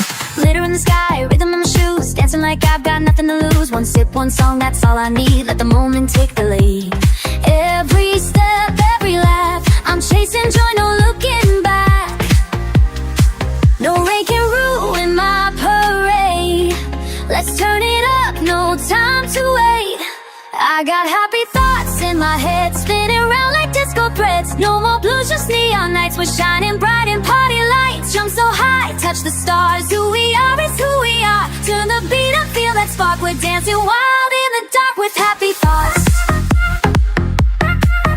Happy thoughts. Happy thoughts, happy thoughts.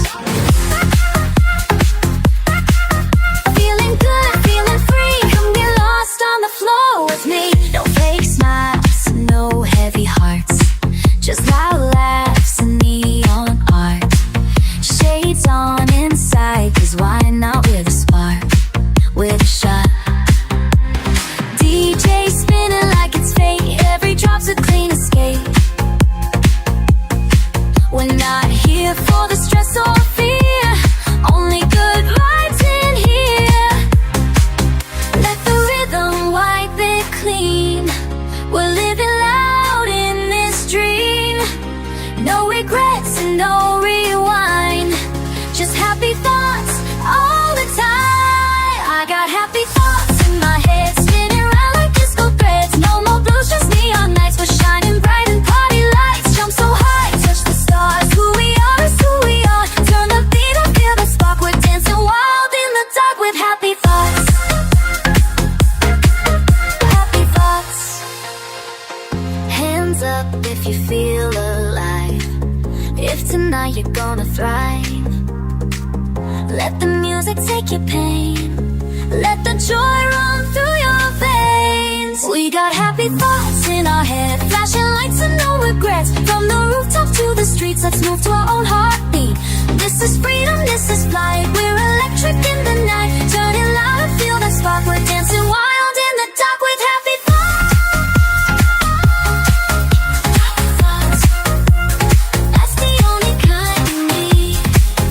Yeah, we're living for with happy thoughts. Happy thoughts. Happy thoughts. Happy thoughts. All we need. We're living wild and free.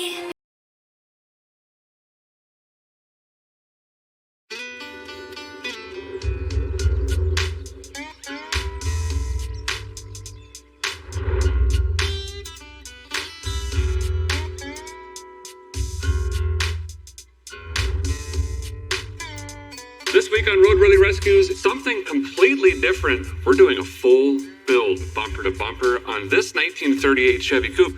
Vice Grip Garage fans on YouTube will recognize this car. I picked it up 5 or 6 years ago from a family friend of Luke McLean, who was the owner and race car driver of this car. He started racing in 1958, and this was his original race car, and it was inducted into the Hall of Fame in 2002, along with himself. He won many championships in the 60s with this car. It was a driving force. It set track records. It has probably more wins than anything. It's an absolutely iconic car. I did some racing with it, some rallycross, some oval stuff, and then it's really been sitting. My friend Andy and I blew it apart. We wanted to rebuild it. Our goal is to get this thing back on the track and back on the street, make this thing street legal. We've obviously got a tremendous amount of work to do. We're here at my friend's shop in Minnesota.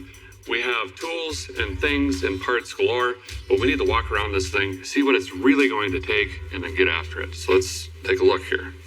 So this car is one of the most raw, radical, and outrageous examples of a homemade race car and how things really were just thrown together back in the day to go race and have fun with your friends.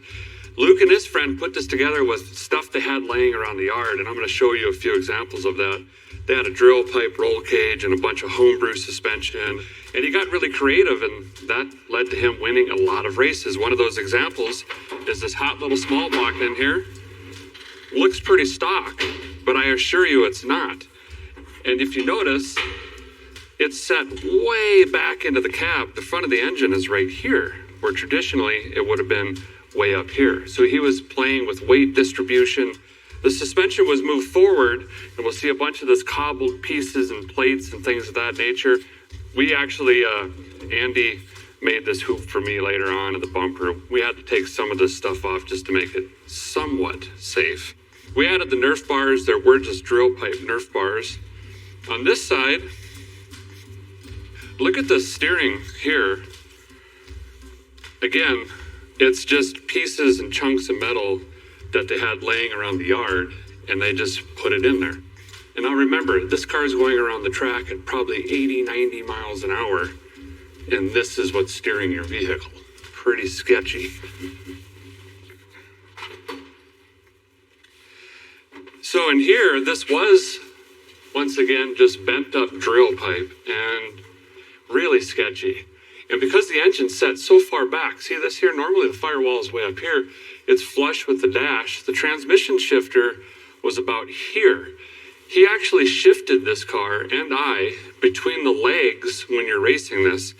And if you look where the steering wheel did attach, the seat was actually set way back into the car, offset to the center and angled, because there was only a tiny little pocket over here to run the brake and the gas. Mostly the gas. I don't remember the brakes ever working. That's probably why I always won. So that's going to be one of our challenges, is we need to get the motor forward so we can properly build a transmission hump, make some room for feet. I want to put 2 seats in here. If we're going to put it on the street, it'd be nice to have a passenger and things of that nature. But we're not going to be using this engine or the old transmission. I've got big plans. So here's a high-level overview of the build here. Now, I've been collecting parts for years, and we brought some with us. And hopefully it looks something like this. First of all, the frame needs to be completely stripped down. We've got a Mustang 2 manual rack front suspension that has to go in here to get rid of this death. Let's just call it what it is. All this needs cut off and redone. In the rear, I want to do a 4-link and hang a quick performance rear back there with 35 spine axles and a 355 gear. So we got some hole shot, but we can still run it down the highway. Up front, the business end, I've got a Blueprint 400 that's been wrapped in a trash bag for, 5 years. It made 515 horsepower naturally aspirated. That's quite a bit, but I want to pick it up. So we're going to throw a Blower Shop 871 on top of that bad boy and really put the ponies down. Behind that, we have a TKX 5-speed I want to put in this. Again, so we have a highway gear, but we still got some grunt down low. Okay, there's a lot to do here in a handful of days, and I think I need some help, and I got just the guys. Andy, you remember Andy, Galaxy, DeLorean? How's it going, man? Good. You're probably excited to get this out of your shop. Yeah, it's been sitting about right there for, a long time. A long time. It's kind of been a centerpiece for the shop. Yeah. But, and now we also need 4-link Dave. Yes. He's back. How's it going? Mobile fabrication unit. Obviously, these guys are tremendous fabricators, which will lead me to doing things like trying to figure out how to make motor run and wiring and all of that Because it jazz. needs a blower. Right. That's what this very thing important. needs. Yeah, Needs a blower to run, clearly. yeah. All right. That's Blow this thing apart. Yes. That's all there is to it. There's 3 pallets of hard goods over there that need to go on this car. torches and sawzalls. Yep, all that. Let's get at her. Yep.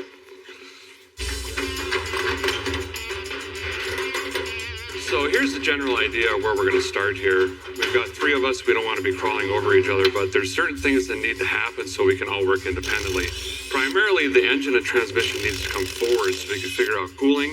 So I think we're going to get the engine and transmission set in, get the front suspension done, because then we can go to the rear and actually hang that 4-link and get a drive shaft measurement. We're going to have to get that out right away because that's got to be custom made. We're not going to worry about any of the sheet metal or tin or wiring or any of that till the very end. Basically, it's bending tube, welding, cutting, torches, all of that stuff, engine transmission placement. There's time at the end, we'll doll it up. Now it's just disassembly.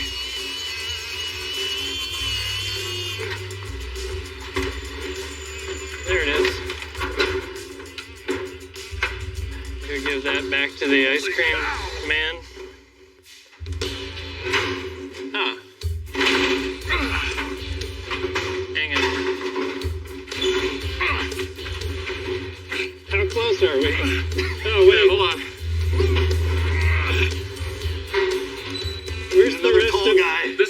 really wrong. Hold on. Let's evaluate. I don't know what's going to happen in a foot from now. What if we tip it over? Oh, jeez. This is the wildest thing. Can someone take a picture? Is this gonna work? I can't see nothing. Oh. This is actually going really well. Yeah, what were you guys worried about?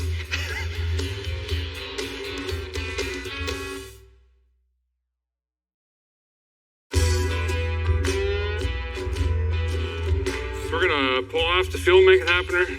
Actually use the tool as it's intended, a cherry picker, and lift the engine out and then redo all of this.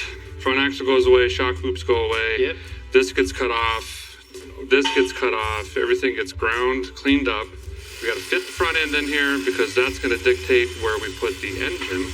And I got a foam block with some accessorize on it. We can start setting that in because then we can put the radiator in, make sure it fits in the nose cone, and then build that way. Piece of cake. We'll be done by noon.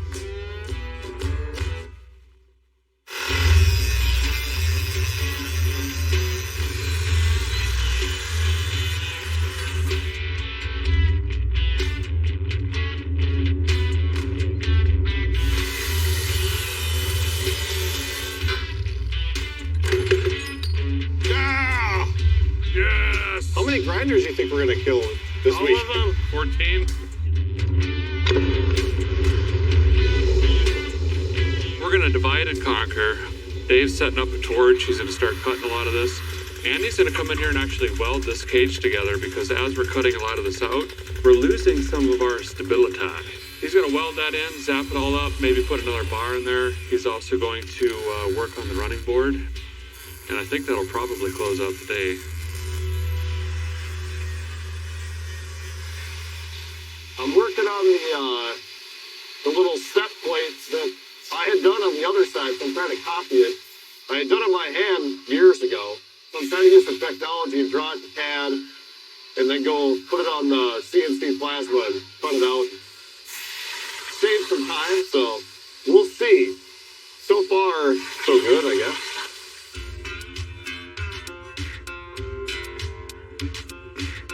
The front of this thing was on a straight axle with leaf springs. All the stuff was like moved forward. It was welded in the wrong places. It had scabbed over patch panels. It's nuts how much stuff we cut off of this. This is the weirdest way I've ever built a car. All right. It is back down to almost a bare 38 Chevy frame, which is really cool. It's a great starting point.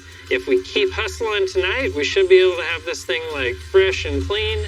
So tomorrow we can come in here, we can throw a cross member in it, do that Mustang 2 suspension, and actually start making forward progress. But the amount of disassembly today has been amazing. It's just crazy. It's so much work.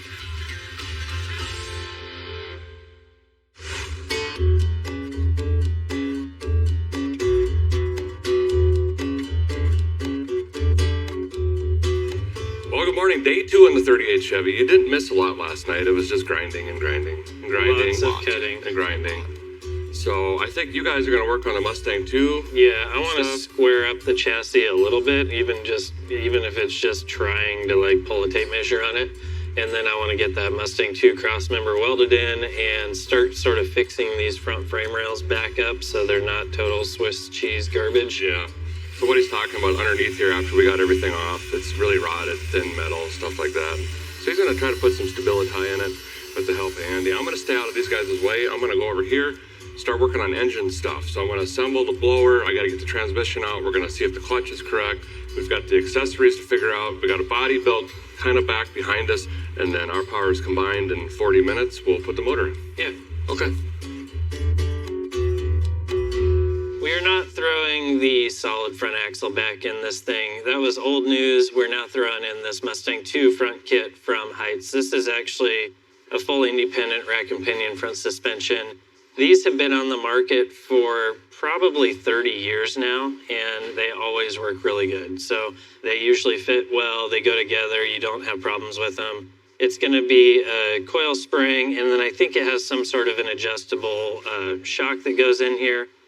we're gonna go and fit this to the chassis. It's actually made for this frame width, so it should go together pretty quick. This is one of my favorite kits to do. I've been doing these things since I started doing chassis work, and it's always a good time. It is going to get a little bit weird when we're trying to set up that engine in place, because we're going to have a steering rack that goes kind of right past where the motor mount needs to be, but we should be able to get creative, build some like little tube mounts, and get the engine where it lives and have all the room for Derek's gigantic feet. I feel like I can actually weld this thing in and not have to worry about the thing driving down the road crooked.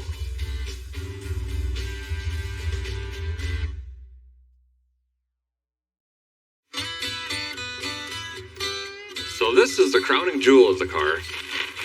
Going to be the engine assembly. This is a Blueprint 400 small block. I picked this up years ago and have had it just sitting in the shop waiting for the day to build this 38 Chevy. This thing here made 515 horsepower at around 5,900 RPM, naturally aspirated.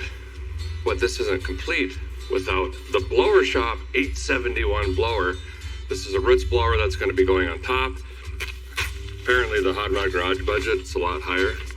Their credit card went right through for this blower, so that's pretty sweet. Thanks, guys. Appreciate it.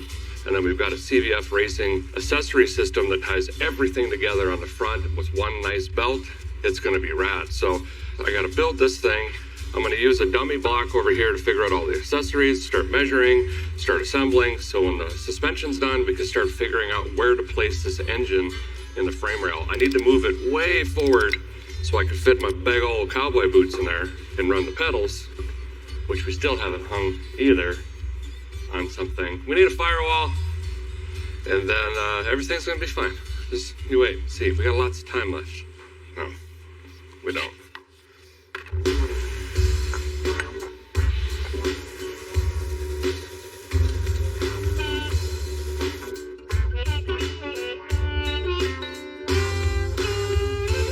Derek's messing around with the engine. He's going to get that thing mounted, which is awesome. So I figured I would move back here to the 4-link for the rear axle. We've got this drag style 4-link kit. These are just the brackets for the frame side and the axle side. And just kind of brainstorming back here with Andy on where this stuff is going to live. I kind of feel like we're going to end up doing some tube work on this one. This is actually designed for like when you back half a drag car and you have a frame rail that comes up real steep. We don't have that, but we do have open space to work with. So I think what we're going to do is shoot a round tube across the frame, and that'll give us sort of a starting point. Eventually, we'll probably tie that tube in with the cage and in with the transmission mount.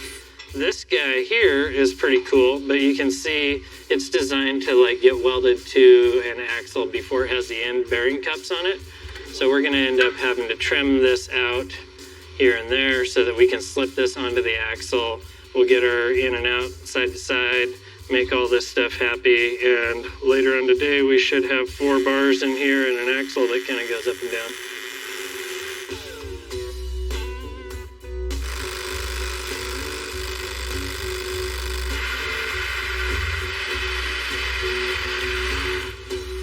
Trying to get the motor mounts situated in here.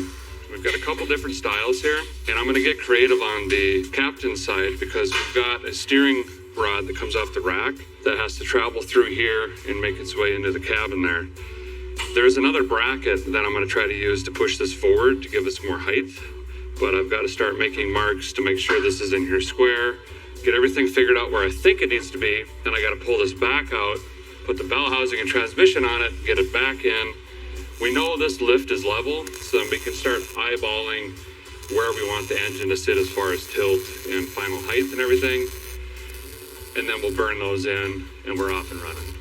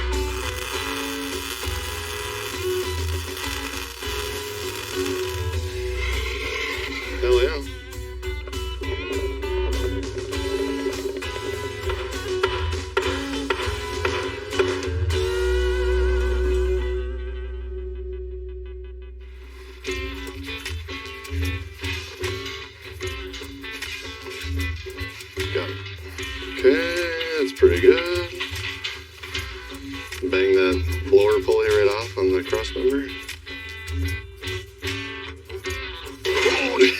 Let's go down. Well, it's end of day 2, and we kicked butt today. We actually got a lot done. Cross members in for the Mustang 2. Dave's been working on the back. We got the 4-link started here. Andy's got all the cage welded in, did a bunch of other welding and stuff like that. Engine and transmission are kind of sort of mocked in here. This is where it's going to live. It's only day 2, and I feel like We're killing it, we dude. got a lot done.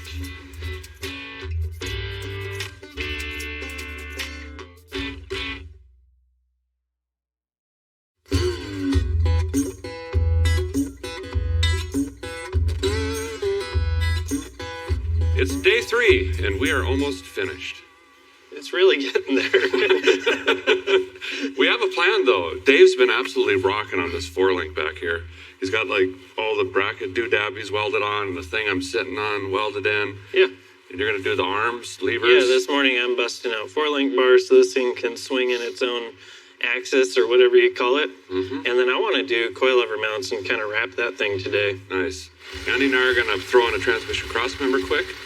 And then we're going to get a drive shaft measurement, hopefully, because we got to get one made. And then I'll come back and help Andy clean up the frame horns. And I think we're going to try to paint everything. Cage, front suspension, all of that. That's our goal by the end of the day, is to have some wheels hanging on this thing. And it should look like a car. Yeah, it's definitely going to look like a go-kart.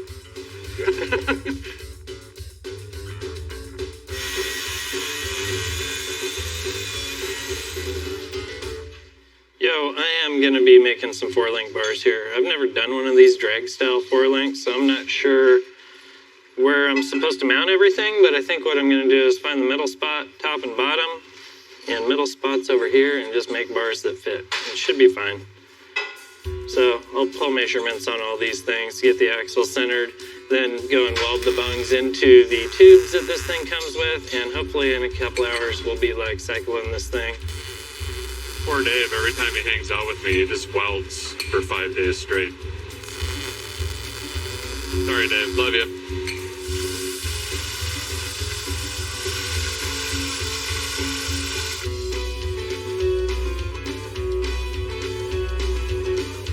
So a guy brought in 2 transmission cross members to give us some options on here, because I really had no idea what we were getting into.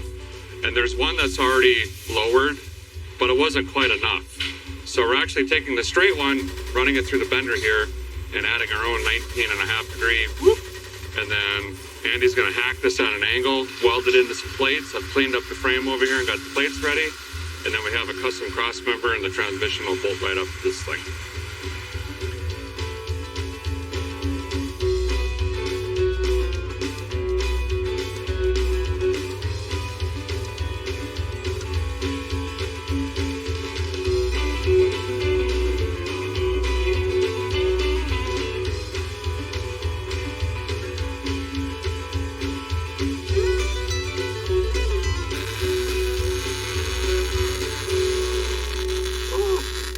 So now that we have this essentially bolted in where it's going to live, and we're just going to have to deal with it at this point, I'm going to go ahead and just yank this back out. I still have a ton of just piddly stuff that takes up time to do.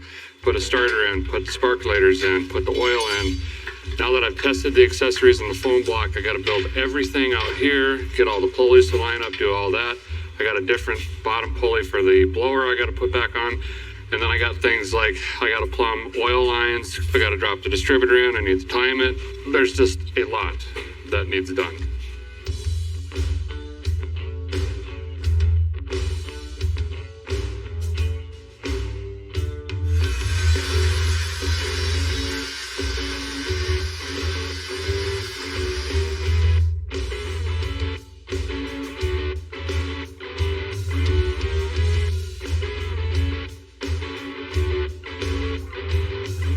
The 4-link all kind of lives in its zone, and now I'm trying to figure out coilovers. I'm trying to figure out like how to have adjustability up and down. And I'm gonna build a little cross member over here, some tabs off of it that'll grab that. And then I believe after that, I need to figure out a drive shaft loop. That cross member I just put in is right in line with where the drive shaft's gonna live, but at least now I know where the hoop needs to go and how big it needs to be up or down.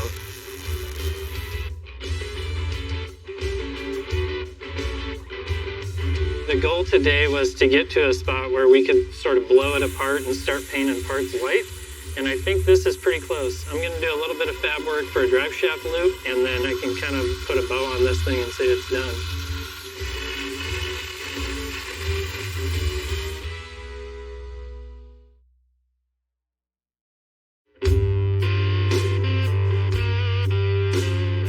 Well, we put in the hours last night, and look, the chassis is all white, just like Luke and his friends did many times in the past. There was a few different Sherwin-Williams and some sort of out there Bayer paint, all sorts of stuff.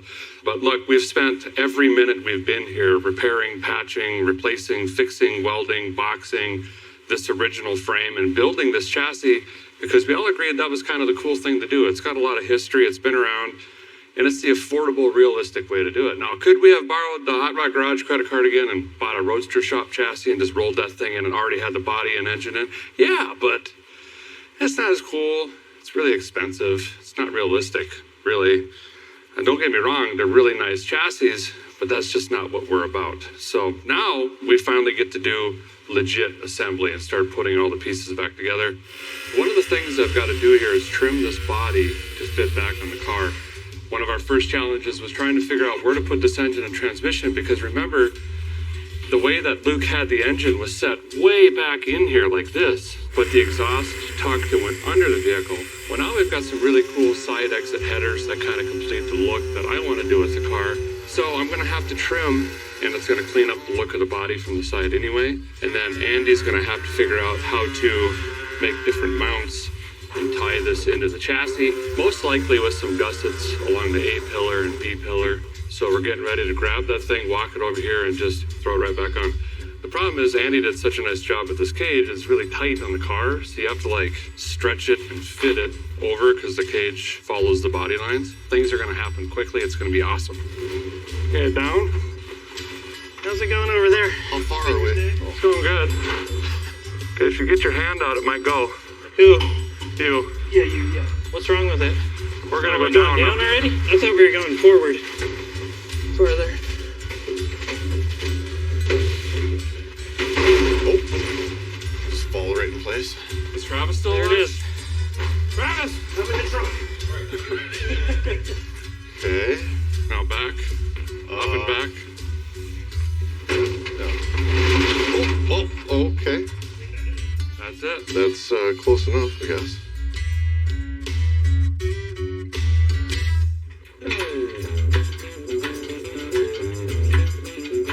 We are putting the motor in finally. Starting to look like a real car.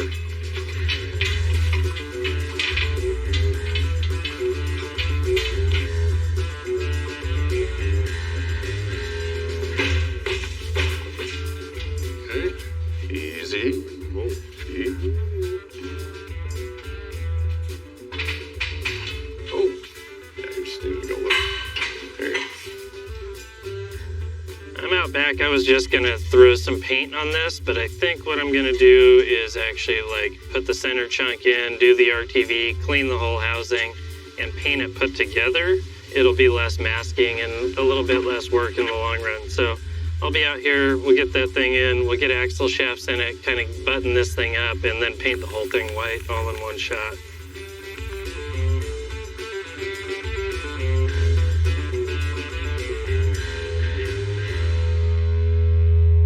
So a guy pulled the valve cover off here.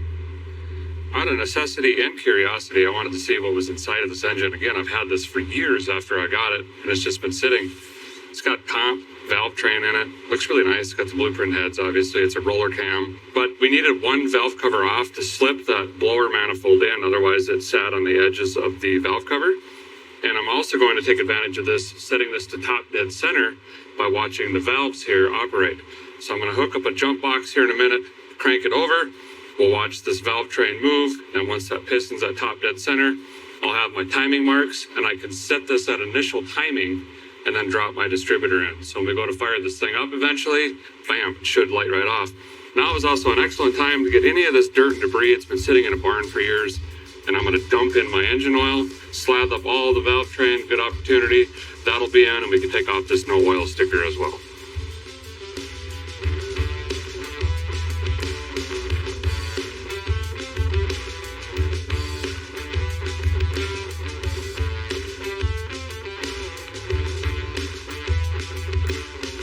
since a guy has never owned an engine part this nice, I'm gonna go ahead and take a flap disc to it. Here's why.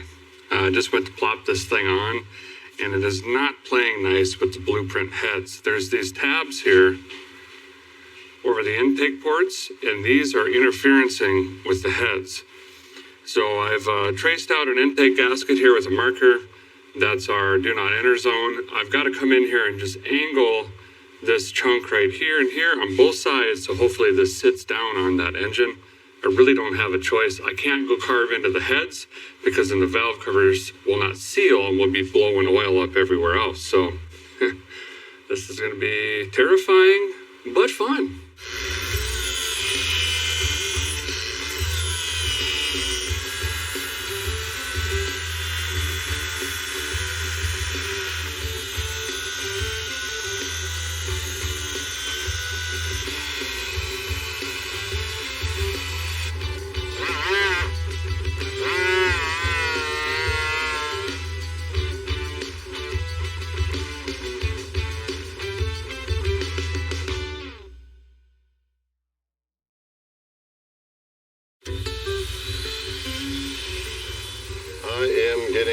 To figure out plates to tie the cage into the body, because now we don't have any body mounts on the front.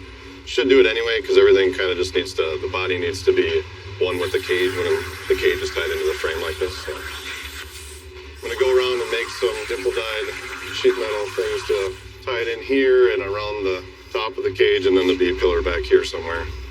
And then we'll be good to go and all one piece again.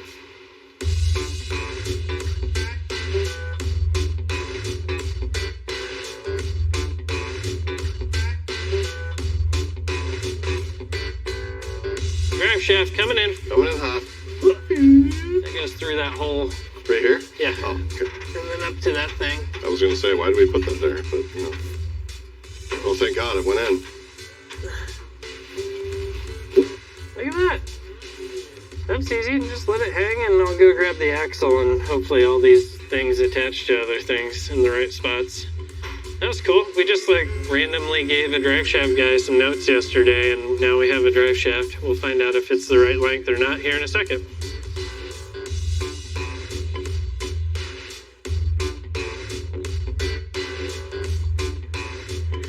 You gonna come down with the lift above? Oh God, my hand was in there. A little more. Oh, that's good. Dude, I'm dialed. The drive shaft is gonna be perfect. We're gonna connect all these dots. And it's gonna be a car here pretty soon.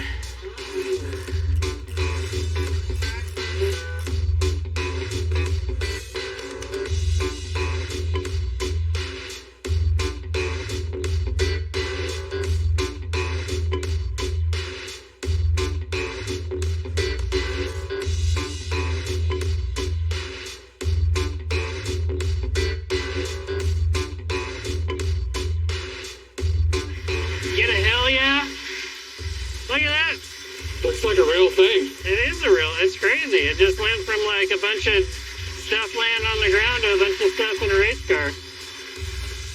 The integrated shock mount thing is pretty sweet. That makes it nice. Great work, Dave. Awesome. Slowly becoming a car. We had to modify the blower manifold. We got all that figured out. Went through the valve train. We got it on the top dead center. Did some clearancing on the valve covers. New gaskets there. Got everything mounted. Now I'm going to probably stab the lightning whirler in the back here while I still have some room and get that set to initial timing. I got to pull up the paperwork on this. I'm guessing it's probably 16 to 18 degrees. That's pretty much every small block.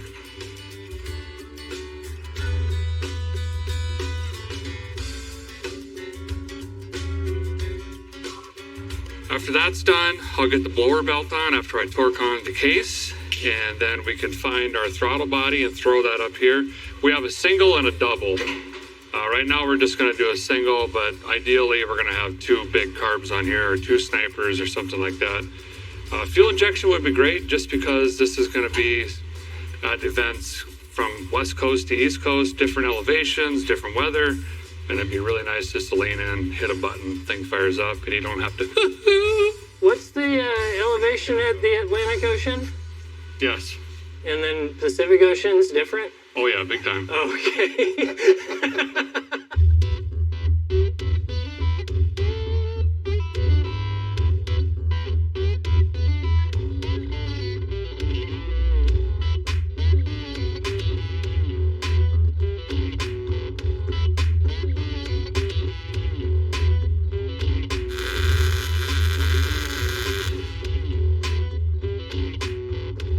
Check it out, the axle housing is in place and suspension's hanging there. And now I'm gonna do the axle shafts and throw these guys in. These are custom made to length for this rear end, which is pretty cool. And we've got this disc brake kit that also needs to go on with it. So I'm gonna go ahead and slide these in, do a little RTV in here, start mocking up the brake caliper stands, and then we should kind of have a fully complete rear axle here pretty soon.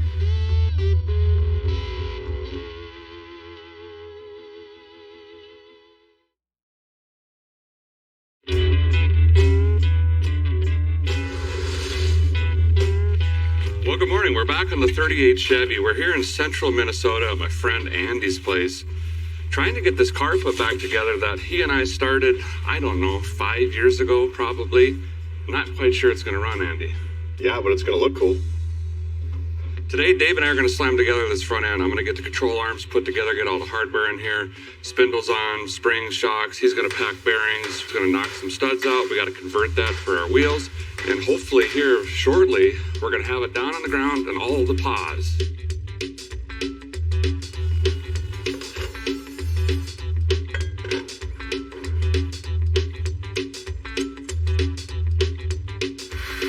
Well, we ordered a standard Mustang 2 front end, but looking at the ride height and everything going on, we switched to drop spindles, but then we've got standard height coil springs here. And we're going to fix that with the old bandsaw lowering kit. I'm just going to come in here and take one coil off, and that'll give us, well, essentially that in lowering.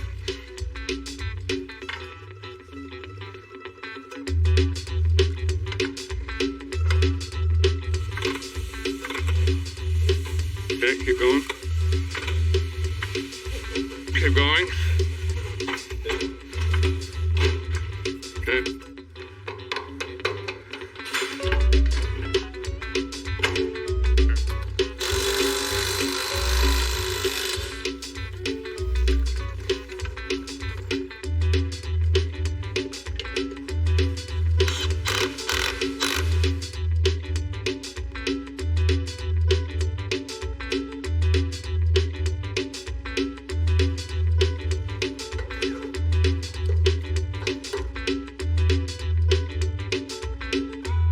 So guys going with the manual rack here for a couple reasons, mostly to simplify it, but also keep the old school stuff alive.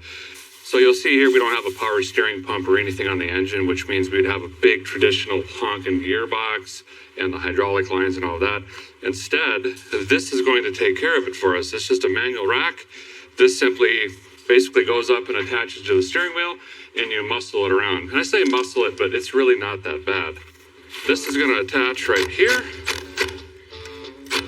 And then we'll put some doodabbers on right here, that right into that. And then we can adjust our toe in. We'll have to do camber and all that. We're going to kind of rough it in. Then we can start on a steering shaft that's going to work our way under there, through a firewall, and up into the cab. There's a whole chunk of front end here that I just sawzalled off. And we got to start redesigning that and come up with some way to mount the radiator and shape the front. It's going to need a bumper or a push bar, something that can get through the wall of the tavern and that stuff.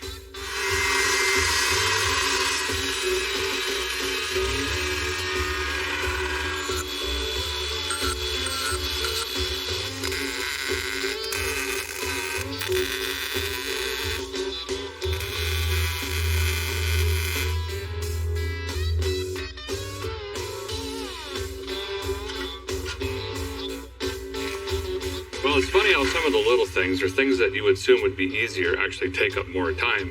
We're trying to get the original sheet metal back on this front end, which actually, surprisingly, is somewhat falling right into place, but we make a tweak here, that's way off. We move this, that's ruined. We're going to keep fiddling around with this. It's going to be quite a night trying to get this figured out. Eventually, we'll have this all supported in here, gusseted in. It'll look somewhat straight, and we got to get a steering shaft in there as well. But we'll catch up with you tomorrow morning and share the progress.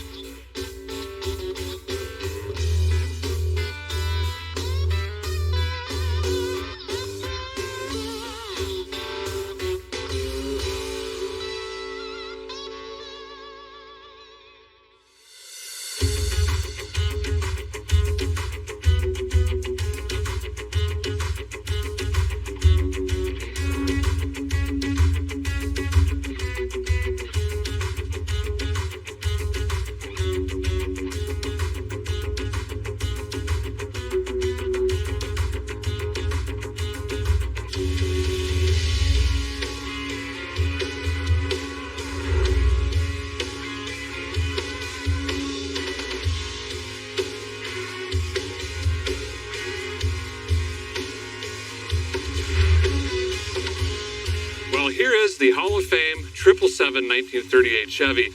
No, it doesn't run, and we didn't get to the interior and stuff like that. We ran out of time, but in no way is this defeat.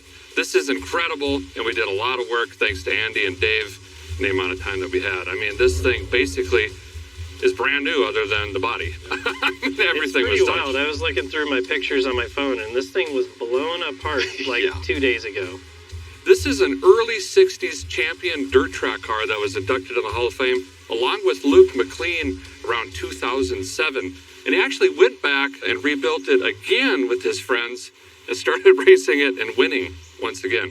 And you drove this and raced it around a track in that same form? In that same form. Yep, it was wild.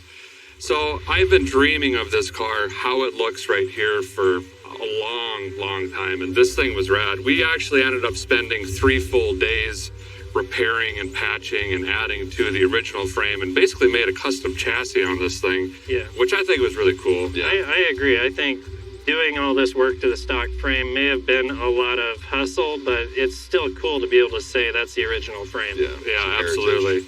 Now it's got a Heights Mustang 2 front end on it, and Dave killed it on the back end with like a very racy, adjustable 4-link back there and custom drive shaft hoop and all sorts of stuff. It's pretty trick. We've got a Blueprint 400 in here, and it's got a blower shop 671 on that.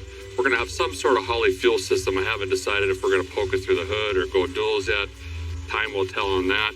We've got a Silver Sport Transmissions TKX 5-speed in here, and the package as one is going to be a handful and a lot of fun. I hope to do road course stuff, drag racing, dirt track, cruising events, drag weeks, ice cream, tavern trips, you name it. Everything. But it doesn't run. Nope. So, there's a track back here. Do you have something we could maybe? Yeah, I got a couple, 2 or 3 things we could rip. All right. I think this ends on a high note. Go break something. Let's do it. Backyard dirt tracking.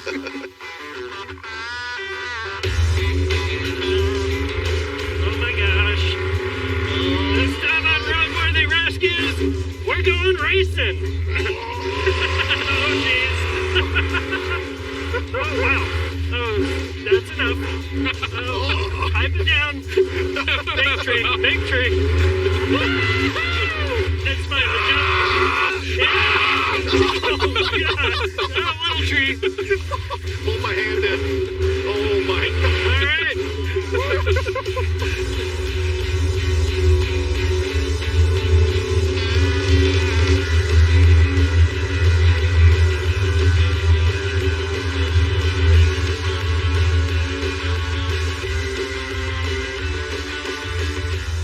Going to do it for this episode and season of Roadworthy Rescues, but stay tuned. There's plenty more to come.